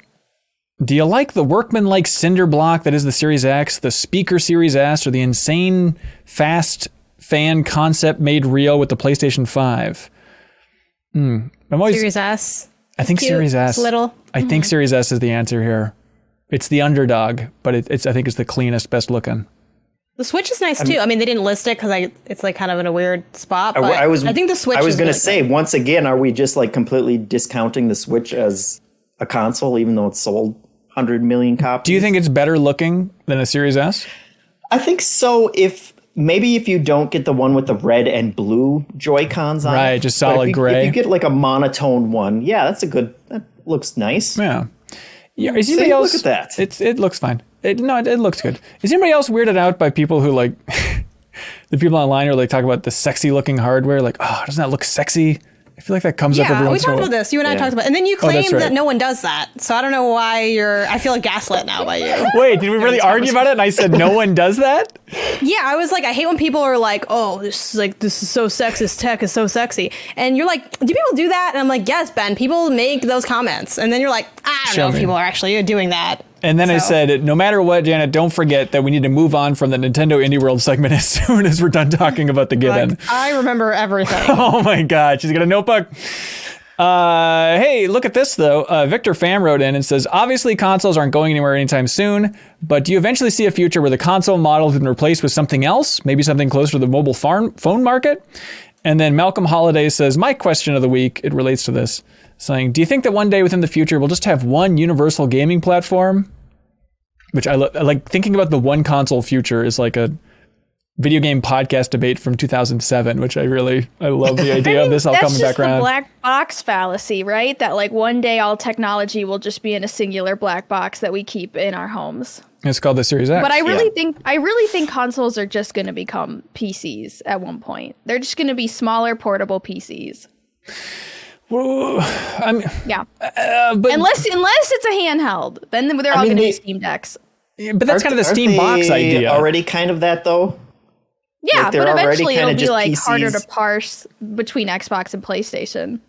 I think there's always going to be companies out there who want to make their own exclusive thing and try and sell you that. And so I think, the hardware will get closer to just being PC architecture inside a box, but someone's always going to make that proprietary and slap their dumb name on it and be like, hey, this is the new future. So that goes for the same question of like, is there ever just going to be one console? Like, no, there's always going to be some startup who's like, hey, we can do this better, we can do this different. The little play date, like that kind of thing. Like, no one needed that, but someone said, hey, let's try it, and let's try and make money doing that. Especially look at like total console sales of every console. The idea that you don't think anyone's going to be nostalgic out of those hundreds and hundreds of millions of people who have bought consoles and enjoyed consoles in their lives. What are they nostalgic for? For that bespoke piece of hardware. I mean, 30 years from now, they can still tap into that. Whatever you make, Kyle's gonna buy it. We already know it. Yeah, exactly. I like just for Kyle. I like consoles. So like, Sarah, I'm a plebe. Like I have nostalgia for little squares of different shapes. That's right. And there's better ways to game on there's like so many reasons not to care. But I like the culture that is around having a console. It's like the nerdiest thing ever of like, I have like the machine there. I have the games. Like, I don't know. There's something to that. I think I also like the sort of almost time stamping of it. And it was also admittedly my entry point into gaming. I think if different people might feel that way about their relationship in PC culture and kind of growing with that and learning how to do the builds and things like that. But I never had that relationship. So it was always about having consoles. I don't know. I just think they're neat. I like putting them on my TV. They're simple. Right. They are basically like at this point PCs with weird shells. But I like that. It's also why I have a PC and I didn't build it and I didn't care to build it. I didn't even care if it cost more, saved more. I'm like, I don't want to build it. One day I'd like to just to hone the skill, but I'm like, I am only getting this so that I can play some things that I can't play otherwise. Right. So yeah. If you ever needed help building a PC, I'm really good at it. Just ask Jeff that time that I went up and tried to swap out a motherboard or whatever. Steal the graphics card. To do. It just seems like really expensive Lego. Like we talked about like Lego being expensive. This is like, I don't want to have to it seems like a lot, but maybe one day. Maybe one day. Ronnie Barrier writes in over on Patreon and asks, hey, I had the most surreal Mother's Day dinner at a fancy Italian restaurant. My wife's grandmother from across the table half yelled to my father-in-law, and I'm not doing this. Ronnie really wrote in and said, Ben, do the voice, please. So this is what the grandmother said to the father-in-law. Have you seen Uncharted? My head snapped up confusedly as I asked her if she knew that Uncharted was a video game. She said no, and the only reason she wanted to watch it was because it was free on the service she was using. Then she'd asked if I'd seen the Mr. Batman yet. So my question is, what's the weirdest real-world piercing your gaming world bubble moment you've experienced? I guess when I was in high school, I was taking a French test, like end of the year final, and I had just finished the game Eternal Sonata, which is a JRPG that follows the life of Frédéric Chopin as he dies. Hell yeah. And the game is an absolute fever dream of weaving this weird JRPG fantasy land full of music, and everybody has musical names like polka and salsa, and his actual depressing life. He's laying in bed dying, and the cutscenes go on top of each other. And the French test was a reading. I just finished the game, and the French test was a reading all about Frédéric Chopin and his life. Oh, and the wow. questions were all questions that had been answered in the game. Like, this is like who was his Slumdog companion? Millionaire. Where did he die? Like, what? And I literally didn't even do the reading.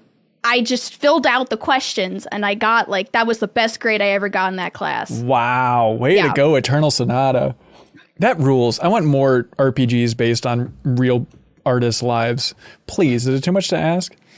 I love that. That's perfect. Steister writes in over on Patreon and says, hey, CLCs, I always get incredibly hyped when there's a Nintendo Direct type announcement video. Back in the days of E3, my friends and I would even make an event out of the press conferences, gathering at someone's house and watching the events live together. Do you have any great memories of watching a video game event like these? Yeah, I mean, we're spoiled, Jeff, because we got to watch it all as a big group at Game Informer for so many years, which was the most fun, was just cracking wise while watching press conferences, even if we weren't streaming our reactions, because who would possibly want to see that? No, yeah. It's much better for all of us to try and write everything down as fast as we could and then put up super fast written news stories about it all. That's the future. No, I think for me, the most memorable was, I remember watching some at my old friend Ronnie's house and stuff. But then I remember it was freshman year. We were heading out of the dorms, packing up the dorm room, and all I had left was a beanbag on the floor, and me and my roommates were watching the E3 2006 press conferences on this little computer monitor. And it's there's a very nice time and a place for just wrapping up the first year of college. And now let's learn about the price of the PlayStation 3 together, So it was quaint, Anybody else get together with friends or anything to watch these? Well, I was a child. So it was the summer, and I was off of school, and I didn't really grow up with video game friends. So I just remember sitting at the kitchen table, summer break, in your pajamas, hunched over a computer, trying to navigate, trying to find the conferences on IGN's website, and trying to navigate around Babe of the Day or whatever it was. And I just remember trying to find out what was going on at E3, but there's also a huge girl in a bra on the front cover of IGN, and that was my first something's going on in the industry, and I don't really understand it. I am too young. The season I have of the same babes. story, except it's a little bit more modern because I wasn't, it was not that many years ago, but yeah, same. Literally kitchen table. I may have two. My favorite memory probably is still watching the conference in person, because that was a life dream of mine that I got to do at E3 2019. It was the Xbox showcase, and it was awesome. And other than that, it's literally the first thing I thought of was summer break, kitchen table, relaxing by myself. My brother was working, a little tiny, crummy laptop or netbook. And I was eating a bowl of pozole, and I was having the time of my life, though. I was living. Good. I was this is great. Next conference is up here. I was literally and figuratively eating it up. That's my memory. David Dubs writes in and apparently heard us, because he says, hey, everybody, simple question. What's the best thing you've ever eaten? Other than what Janet just said in that specific instance. Best thing. That's tough. It's not favorite food, right? It's the best specific thing. This is not maybe number one, but one that came to mind is had a bachelor party weekend, which we talked about on Party Chat, our Patreon exclusive podcast. But, it was just a lot of pizza and chips and beer for the entire weekend. And then a friend of mine made my favorite dish from my favorite restaurant, which is churrasco de res from Chimborazo. Jeff, Chimborazo up in Northeast Minneapolis, right? Mm-hmm. There we go. And so the idea of going off of just days of chips and beer, and then getting somebody to cook you steak and plantains and rice and beans, this is... It filled my tank. And so I'll say that is objectively the best thing I've ever eaten. Because context matters, I think. So the best thing you've ever eaten was 2 weeks ago. Or maybe it's the one that came to mind. Who can tell? That's What, so far back. what, are you going to interrogate me? Come Recency on. bias at its best. God's favorite. Here, eating his best meal every other day. dare you, God's just gets favorite. more and more of a delicious life until finally collapses over and passes on to the next cycle. That's right. I don't know what mine would be. I mean, I've had a lot of great meals. Like I used to love going to this place in Chicago called Pilsen, in the neighborhood Pilsen, and they had a Tuesday special that was $15 BBB, beer, burger, bourbon. You get a shot of bourbon, a beer, and the chef decides what the burger is. And I love venturing into what a chef actually thinks of, not what I would pick. Cause I'm I don't know food. You tell me what I should be eating and I'll eat it. So those were great. And then I just want to quickly shout out also Chicago. I used to work at a brewery called Moody Tongue, and they are among their food known for their 12-layer German chocolate cake. And it is, every other layer is chocolate cake, but it starts with ground espresso speckled cheesecake, toasted pecan and coconut caramel filling, chocolate buttercream, more ground espresso speckled cheesecake, toasted pecan and coconut caramel filling, buttercream again, and then it just stacks like that. So it's it's like a $15 slice, but it's huge. You can share it with several people, and it is absolutely delicious and absolutely worth the price. It is the best dessert I've ever had in my life. That sounds great. Jeff, you good? I would be delighted if you jumped in. I saw your mouth slowly forming words. Perfect. Yes. That's because I was thinking of eating it again. It was Sal's Pizza in Williamsburg, Brooklyn. It was really a block away from where I lived when I was there with my brother. And so we ate there all the time. And every time I've gone back, I have made the trek. I've been on business trips at Game Informer where it's I'm in New York for one night and I'm going to navigate the subways again and go back to Sal's Pizza, get a nice slice of authentic New York pizza. And it's been worth it every time. That sounds great. Christian Jimenez writes in and says, hello. Hi, Christian. Hi. EA just confirmed. Hang on. Sarah, did you not say hi to Christian? I would like to apologize to Christian and his family. Thank you. He accepts the apology. EA just confirmed the renaming of their FIFA games to EA Sports FC. How do you think this will affect sales in the future? I've been barely paying attention to this, but it is truly wild, the idea that EA is separating from FIFA, because everybody just calls those games FIFA, and that they went with EA Sports FC. Just call it EA Soccer. Why not? I don't understand. EA Soccer doesn't sound that good either, though. I mean, I'm not a big fan of the new name. Yeah, it's unfortunate. I love FIFA. I'm still going to be buying it every year, but... Wow. Yeah, I hope not. I feel like if it does, it'll be one of those classic, and this is no shade to these articles because we cover the ebbs and flows of the industry, but it'll be that classic, sold 10% less or something. And it's that doesn't really mean anything or matter. I feel like the people that are hardcore into FIFA know what's going on with FIFA, even if FIFA is not called FIFA. What I'm more interested in is what is going to go on with FIFA, the organization. Which also, to be clear, that is why they're not doing the name, because it's an actual name of the soccer organization. Right. And the licensing did not work out to have them renew, whether that's because, somebody wanted the price too high or they just ultimately didn't decide to, it did not work out as a contract. Sure. So. And FIFA's not exactly the most stellar organization from the very little I understand. No, FIFA's super corrupt. Very documentedly, obviously corrupt. I mean, I don't think it has to do with the EA stuff necessarily, but literally, what is it? The next World Cup is in Qatar out of straight up corruption. It is an inhospitable environment to run soccer. They have to build stadiums that are air conditioned to even run it. It is the most but clearly they got that corrupt money. Thing. Yeah. No, FIFA's genuinely awful as an organization. I'm curious to see sales. I think it'll have a slight hit.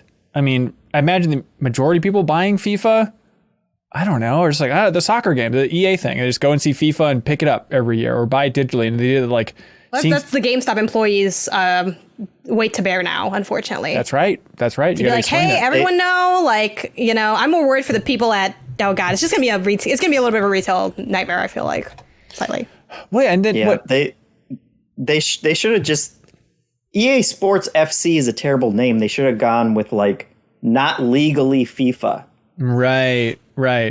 Yeah, dumb. But it's still the same game. I can't believe it's not FIFA. Yeah, or there you go. I can't believe it's not FIFA. You take the Nathan For You approach and call it dumb FIFA. Yeah, and everyone's oh, yeah. I guess it's a parody. I guess I got to buy it now. Let's see. Everybody here's seen Nathan For You, right? Is everybody fully on board? Okay. Janet, Sarah, have you watched Nathan For You? Yes. Okay, thank you. No. Thank you. Thank you for at least humoring me, even if you're lying, Sarah. Sarah, you shook your head when you said yes. Hey, Luke writes in over here and says, game time. Look alive, everybody. I love using the quantity of Steam reviews to get a rough sense of how popular a game is. So I'll present 2 games. You have to guess which game has more reviews on Steam. Jeffem, Fallout 4 or Fallout New Vegas? Fallout New Vegas. Fallout 4, you fool. Jeffem, Red Dead Redemption 2 or Cyberpunk 2077? Cyberpunk. Correct. Everybody was... They're all negative, right? How mad people are at the game. I think that's for some of it. Yeah, for sure. Okay, what about the cool route? Sarah, Vampire Survivors or Loop Hero? I want to say Loop Hero. It's Vampire Survivors at 90K. Janet, Phasmophobia or Valheim? Oh, man, that's a good one. Phasmophobia. Correct. Way to go. And Sarah, The Outer Worlds or The Outer Wilds? The great matchup. Which has more Steam reviews? I need it to be Outer Wilds. It is Outer Wilds at 32K. You're right. Got him one last time. Panicked for a minute. Never doubt yourself. Matthew W. writes in, great question, Matthew. And they ask, what makes for a great video game town? The characters living there, the music, engrossing side quests, being nestled by an idyllic, picturesque countryside surrounded by mountains. That does sound good. I think you've answered all your questions here. Whatever Pokemon Arceus isn't. Oh my god, that's how. Honestly, that is, Sarah, I think, the worst town that I've ever been to. That town is a hot pile of. What do you mean? It's got one straight river going through it. There's a Bidoof. I will say all the houses are building. in a row. The best thing about that town is the salon, but even that has flaws. So right, and I like the weird Pokemon Sears, which also has flaws. I think for me, it's like having stuff that you can do and feeling like you're having like even if you're not impacting the town, that you're engaging actively with the town. That the town almost feels like its own little character. Mm-hmm. It should feel like home. Like I don't know if this. It is a town, so I guess it counts. Like I didn't play very far in Fable, but when I started playing that, I was living for being like, I'm gigging as the blacksmith, and it's like not the most insane gameplay, but just feeling like there's stuff to do. I'm going around and like things are happening. There's like, it should feel lived in. Yeah. Like I can live in it. Right. I like the idea of personality. I think some of that comes from music, obviously, like layout, clearly understandable, but also dynamic enough, multiple layers, elevation changes. You want some of that. I think that's another problem with that Pokemon Arceus town. Which... I never knew where my house was. That was my number one beef with that house. And there was only like 10 houses. And I also never knew where it was. I was constantly walking to other people's homes. I hated that. I think JRPGs do towns well, like Tales games, Final Fantasy games. They're usually like, they're busy enough that it feels like an active city, but not so busy that you're lost constantly. Right. Going in the wrong direction. Like, I think they do it well. Yeah, I'm trying to think of even like Final Fantasy VII. What would be like the best towns? Like Costa del Sol just is the vibiest, and a lot of that's just the music. And even though there's not like a bunch of activities there, it just feels like you are in a place right now, so distinct from anywhere else. Great question, Matthew.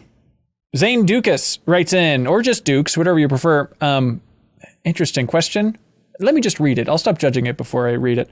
And they ask, what's the this meeting should have been an email of video games? Of video games, this meeting should have been an email. It's a good thinker. Andrew Burns replied to that comment on Patreon, which I think is the only correct answer here. And Andrew Burns suggested God of War Ascension is the meeting that should have been an email. We get it. We get the idea. It's a prequel about God of War. He's angry, Was that the one with like the goat men that you were? Maybe. I remember the big moment that they were marketing was like the elephant, like you rip out this elephant's eye or something. Isn't that the thing? Yeah. That sounds about right. Now buy it. Anybody else have thoughts? Mine would probably upset people, and again, I think it's just me, but Tiny Tina's thing. I think in part because it was based on DLC to begin with, but that whole thing just felt. And I didn't play through the entire thing, so that is also on me. I know people love it, and that's great, but it felt kind of smaller in scope and a fun offshoot certainly, but that was giving me real DLC vibes. Yeah, I get it. I think I've been really spoiled with meetings in my life. Like, I know everyone complains about meetings all the time, but like, Jeff, I feel like I was pushing for more meetings at Game Informer. I feel like meetings were a very rare thing. It's like, hey, I think most of us were. It's a weird thing. We need a meeting to discuss these kind of things. What are we doing? I was always like, oh, we don't want meetings. And it's like, no, we really. Yeah. Meetings are the thing everybody complains about. It would help with our daily job. Is anybody else? Are meetings really like a curse of your existence? Is this a big thing for Janet and Sarah? I'm in a lot of meetings. Yeah, I hated meetings when I had to do them. Was IGN a big meeting place?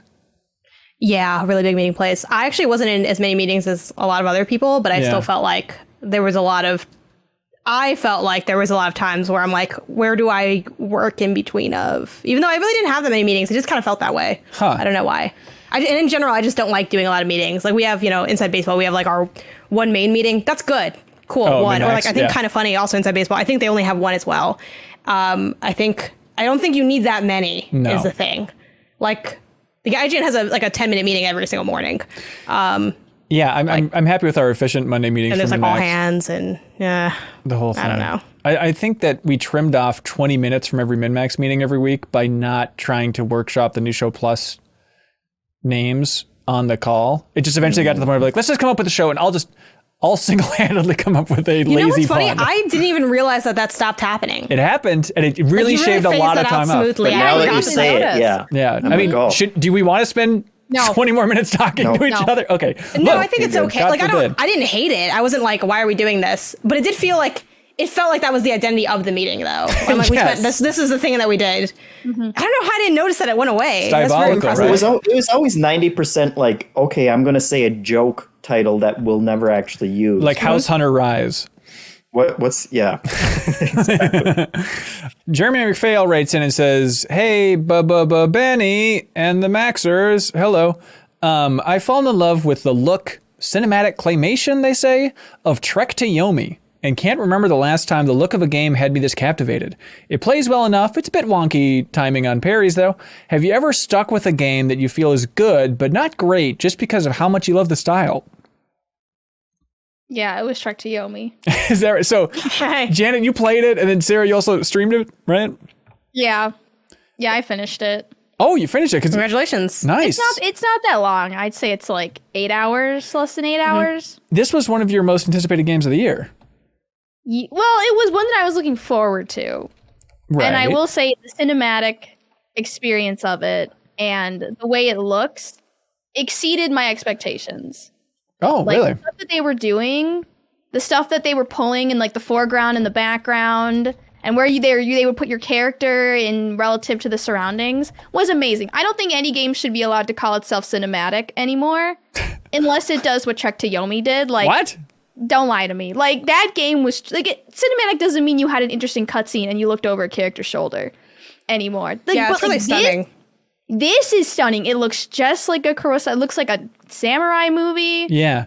It looks amazing. Like, you'll be fighting on a bridge, and then it'll be a really epic fight, and then all of a sudden the fight ends, and like a tiny boat will drift under the bridge towards your perspective, just full of bodies, full of arrows. Just very peacefully, very quietly. That's cool. It's all about the little details. So, little details, but overall, you weren't digging it too much.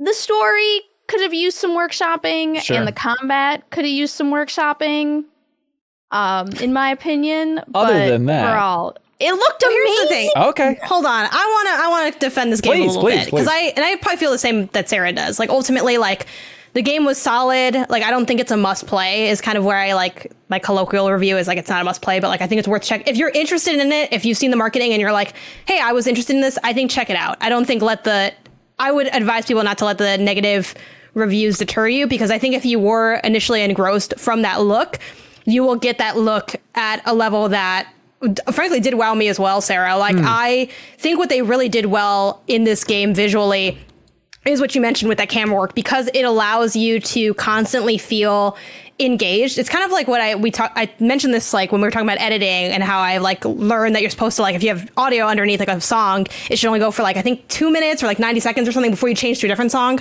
to keep the like viewer's attention. And it's like that in Trek to Yomi where there's like I never knew where they were going to place me or how they were going to kind of layer things.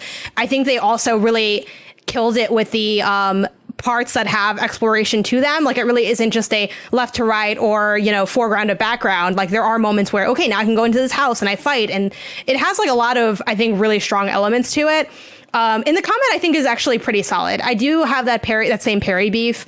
And I think kind of everyone does, which is probably a bad sign, right? Yeah. But I don't think the combat, I wouldn't call it bad. I think it just needed a little bit of tightening. But yeah, like I think I'll finish a game if I like it enough to finish it. And part of that is sometimes length. Like for me, like, you know, I talk about that on Guardians. I love the story, but I was like, you know what, this gameplay, I'm not really feeling it. And I got a lot of hours. I don't think I want to do all those hours. So I haven't yet. Maybe I will one day. It's good. Trek to Yomi, I'm like, it's pretty short. It looks good. It's pretty solid. Let's see this through. Why not? I'm already here. Like, yeah. I get it. Yeah. The nice thing too is for that level of review, I think from the two of you, it's on Game Pass. Like it seems like it's worth experiencing just as a unique. Yeah. If you don't recall, everybody, this is the kind of 2.5D black and white samurai game that PlayStation's been pushing a fair bit in their direction and whatnot. Jodine writes in and says, hey, CLCs, in the Chibi Robo playthrough, do you remember this, Sarah? By the way, only too well. That's right. We streamed the first half of Chibi game. Robo on Twitch. It is cool. It is a very unique game. That's a very time and a place thing with the developers partnering with Nintendo and creating a very quirky, weird GameCube game. But we're halfway through it. We streamed 8 hours. When was that, Sarah? Last weekend, I guess, on Twitch? Yeah. Anyway, so Jodine watched it. Thank you, Jodine. They say, hey, CLCs, in the Chibi Robo playthrough, Ben asked where the overconfident but not really effective soldier character comes from, like that archetype, a la Buzz Lightyear, Captain Quark. Do you know what I'm talking about, Jeffem? That kind of Phil Hartman-esque. Mm-hmm. Well, it may not be the origins. One of the earliest examples I can think of is Il Capitano from Commedia dell'arte. I know I'm probably blowing that. Il Capitano is a stock character in the masked improv comedy of Commedia dell'arte. Sorry, it's Italian, I don't speak it. Traditionally portrayed by an actor wearing a mask with a big nose. He is boisterous and full of bravado, but is actually a coward or a buffoon. According to a cursory Google, Il Capitano is inspired by, of course, Plautus's Miles Gloriosus and Terence's Eunuchus. And I hope you find that interesting. Now, Sarah, based on the slow sip from your straw, do you find that level of research interesting? I honestly don't even remember you saying that during the stream. It's all a blur. I've blacked it out completely. Well, get ready for part 2 this Friday, everybody. We're finishing Chibi Rambo. Give us a follow on Twitch. We'd appreciate it. Jeff Cork and Sarah. Robo. What do I call it? Rambo? Chibi Rambo? Chibi Rambo. To be fair, that's what Cork called it for years, so it's ingrained in my brain. He was chanting how much he wanted to play also, Chibi Rambo. Also, can someone do that edit? Oh, yeah. Oh, absolutely they can. I believe that the people can. An Attack Corgi writes in and says, hello, MinnMaxers. What used to be a popular gaming trend that everybody just forgot about. Motion gaming, for example, or Xbox or Sony avatars for another. Thank you so much. Yeah, popular gaming trend that everyone seemingly forgot about. I don't know about popular, but one that I'm still fascinated by, and apparently it was 10 years ago. Remember this smart glass, Jeffem? Do you remember the second screen experience? How like one E3 was just all about Microsoft pushing the smart glass second screen experience. I went back and watched that video, and it's so bizarre to see people playing like this janky version of Elder Scrolls and like looking at their phone for the map and all that stuff. Like, oh, you're not really gaming unless you're using your phone at the same time for a second screen. It's such a weird idea. Like I remember we did a cover story back at Game Informer for Phantom Pain for Metal Gear Solid 5 and also Ground Zeroes. I guess it was primarily Ground Zeroes. But I remember that was a big thing for them is we were playing Ground Zeroes at Kojima Productions and they were pushing, I think it was because of their Xbox partnership, they were pushing the smart glass experience in such a ridiculously big way. We're like, look, isn't this cool? You should write about this a lot in the article. Look at the map is like on your phone the whole time. It's a second screen experience. Look at this. And it's like, Dan Reichert was writing the cover story. He's like, hey, I think Tim was writing the cover story. It's like, hey, I might mention it once. Like, this really is not changing the way we're playing it, but just for like, we have all of Metal Gear Solid 5 to talk about. We're not going to talk about where we looked at to see the map, everybody. Come on. I don't know. But yeah, Jeff, does one jump out to you for something that we just don't talk about anymore?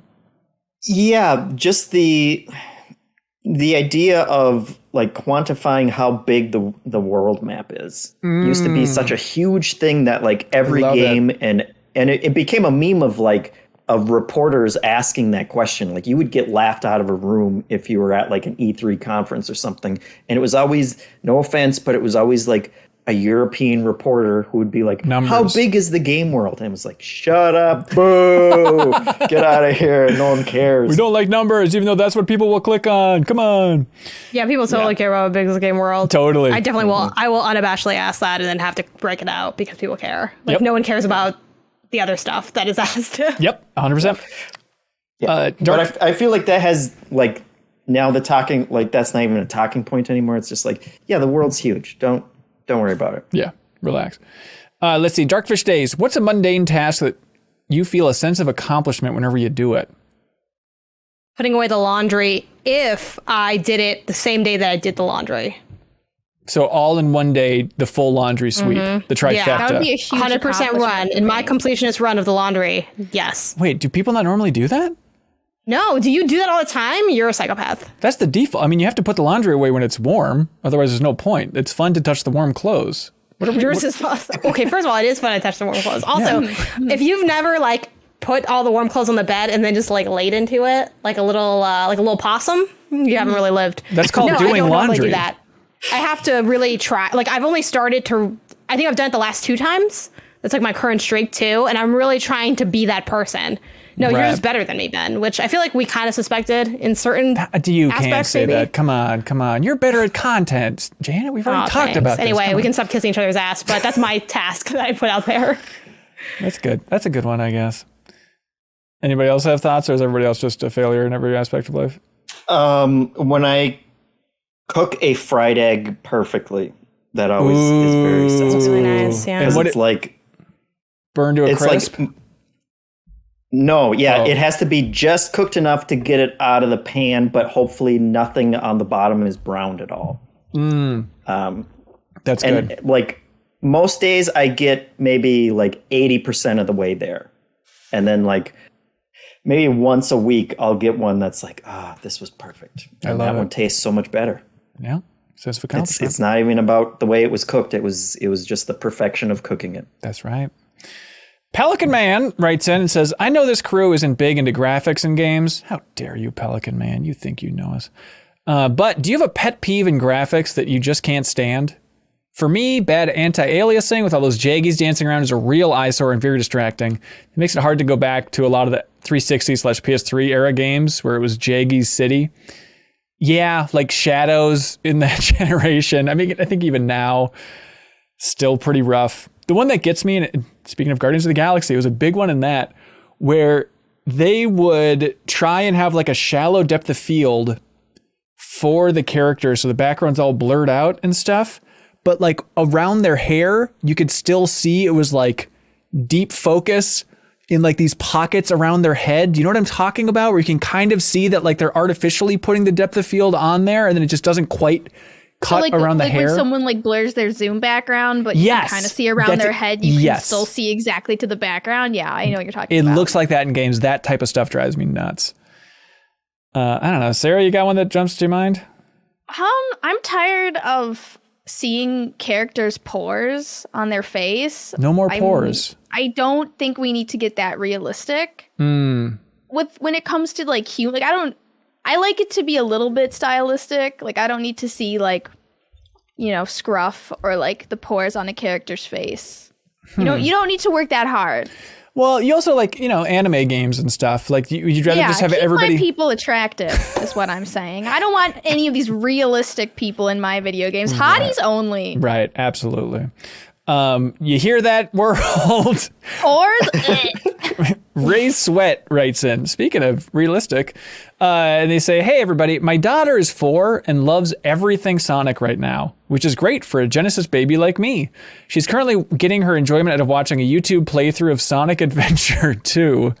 Come on, that's cute. Oh my God! Watching this, I realized how fun that Dreamcast/GameCube generation was. See, Sarah? Everybody lumps the Dreamcast together with GameCube. They are sister consoles. I don't know who this everyone is. It's Ray just you and Sweat's this doing person. it. Jeff Cork, we talked about it a lot in the Chibi Robo stream. They are #1 sister consoles. Anyways, looking back, it was probably my favorite because of how video gamey everything used to be back in the generation. I miss the cutscenes where the characters looked like wax figures and we thought it was realistic.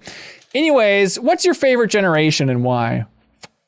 I mean, it's all about age, right? But that 128 generation, like PS2, GameCube, Xbox, that feels like my favorite generation. Yep. Mm-hmm. Yep. Is that just everybody's? Jeffem? No. What are you going with, man? I would probably say now. Honestly. Okay. Really? Because like the AAA games are great nowadays and I can play everything else.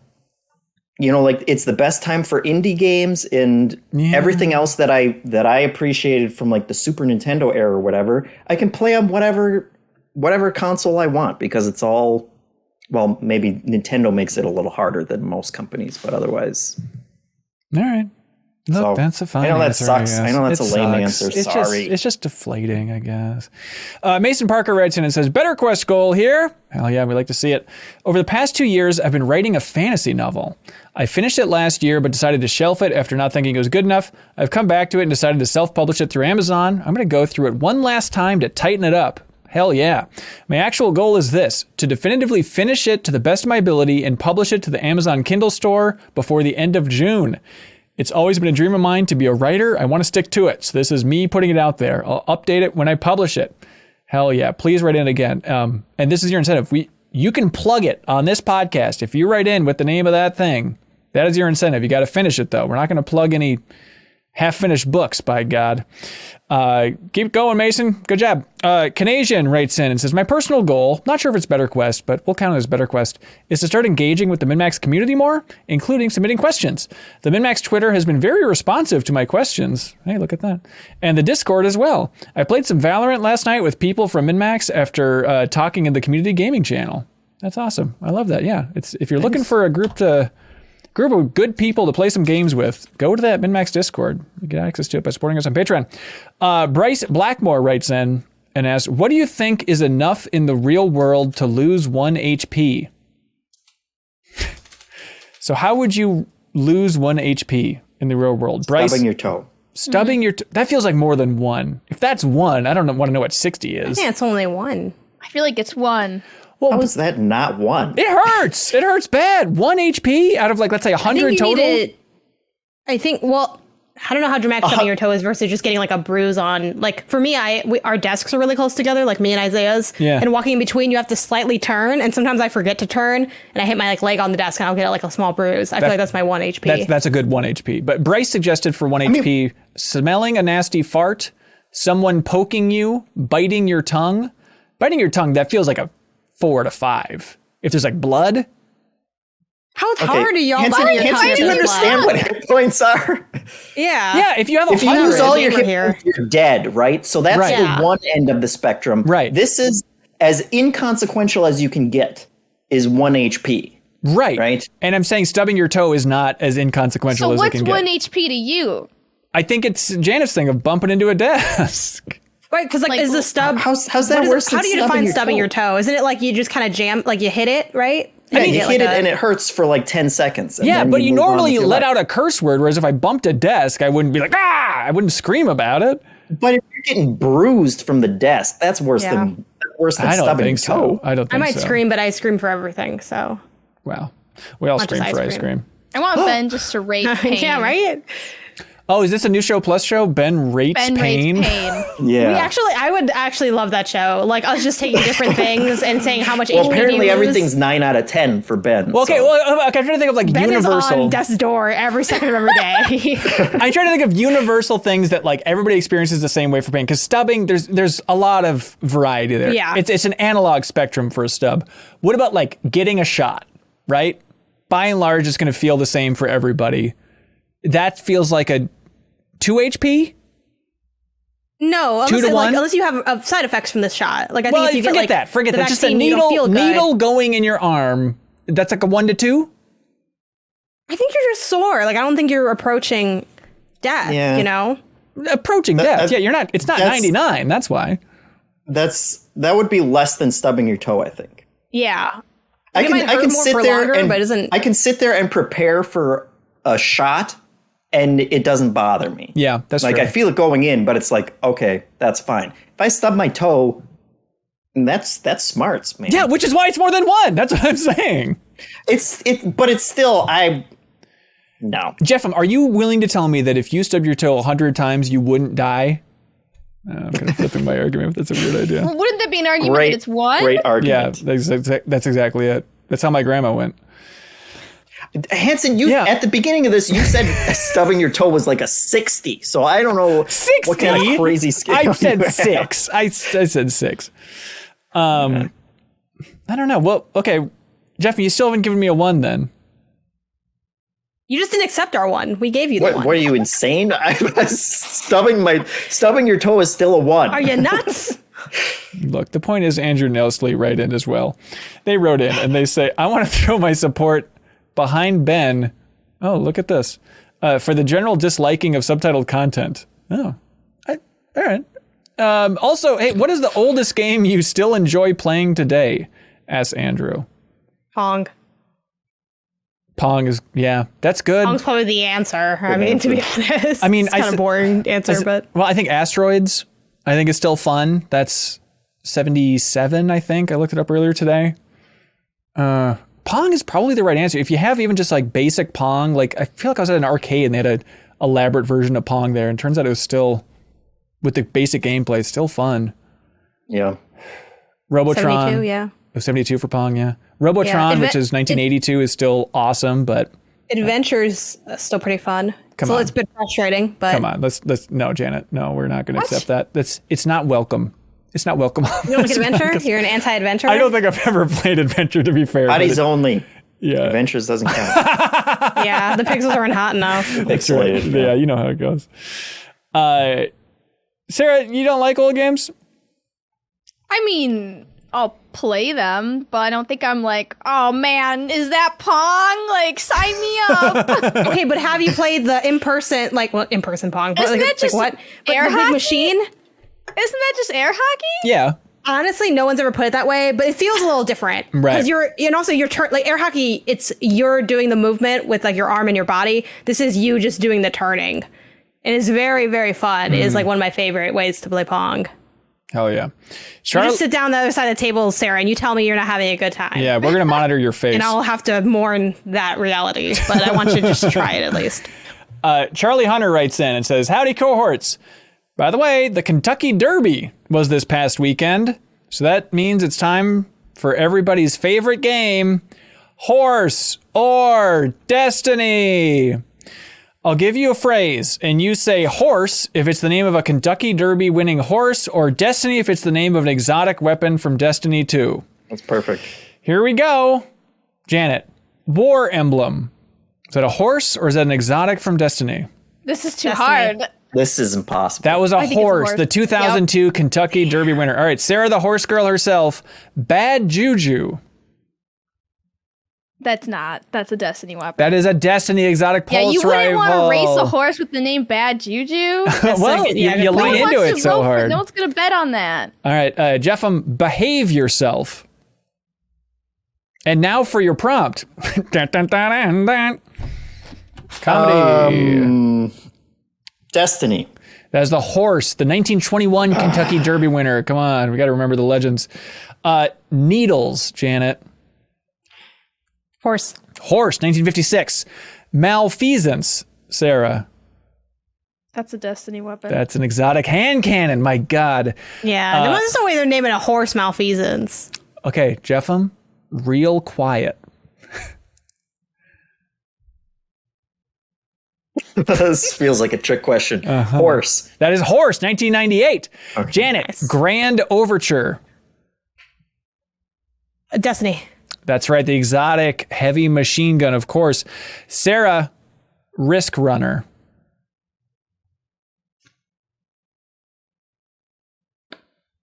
Please, I want it to be a horse.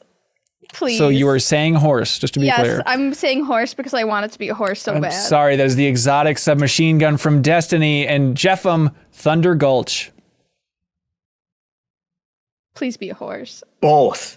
That would be great. I'm sorry, this is only a horse. 1995 Kentucky Derby winner. Thank you for writing in, Charlie Hunter. Excellent. What do y'all like for question of the week? We got Charlie Hunter with horse versus Destiny. We got the HP debate, Maybe of course. Oh, whatever the ones where we all yelled at you tend to be my favorite. Yeah, those do seem good. The video game town, I think, is excellent. The meeting that should have been an email, watching presentations together. What's everybody feeling? HP? Maybe the HP. Okay. HP. Sarah, why the silence? What are you doing? No, that's fine. I like the HP one. Well, then say it out your mouth. Great. I loved it. All right, great. Well, congratulations then to Bryce Blackmore. You just won a copy of The Pathless on PlayStation 5. Congratulations. Thanks, everybody, for submitting questions each and every week. Now it's time for something that we call Get a Load of This.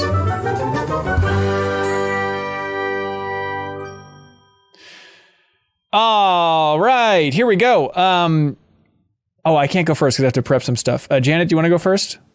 Sure, get a load of this. The iPod is officially dead. It's the end of an era, and I want to shout out What happened? They're just like it's done. Like the iPod is no more. I didn't realize it was still more. I didn't. It's just like kind of like in that the way of like when a console's like officially dead, even though it's like not relevant anymore. It's kind of like in that era.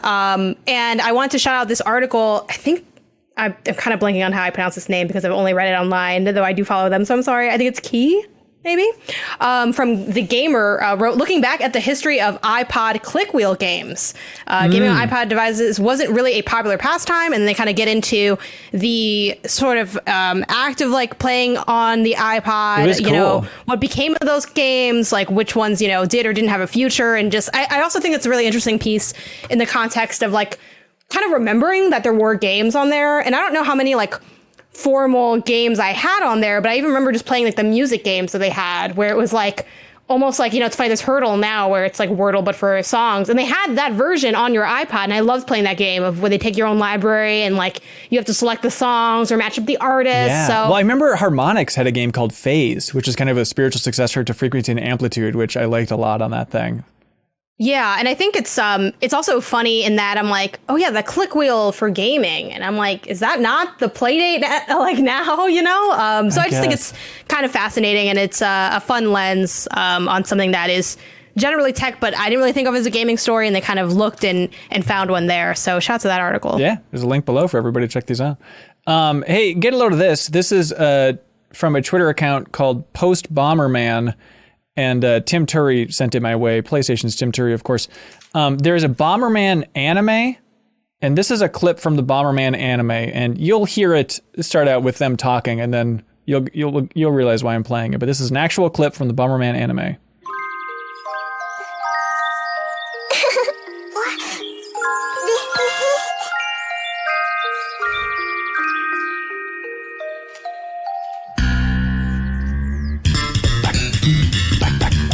No, that can't be real.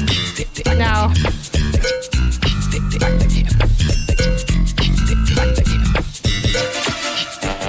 It is, yeah. They actually, the composer commented on a YouTube video. It turns out that they just fully ripped off the Seinfeld theme for this Bomberman anime for some reason. So, hey, link below, everybody. Good times. Incredible. Yeah, Jeff, what do you got, man? I get all over this. This is from IGN.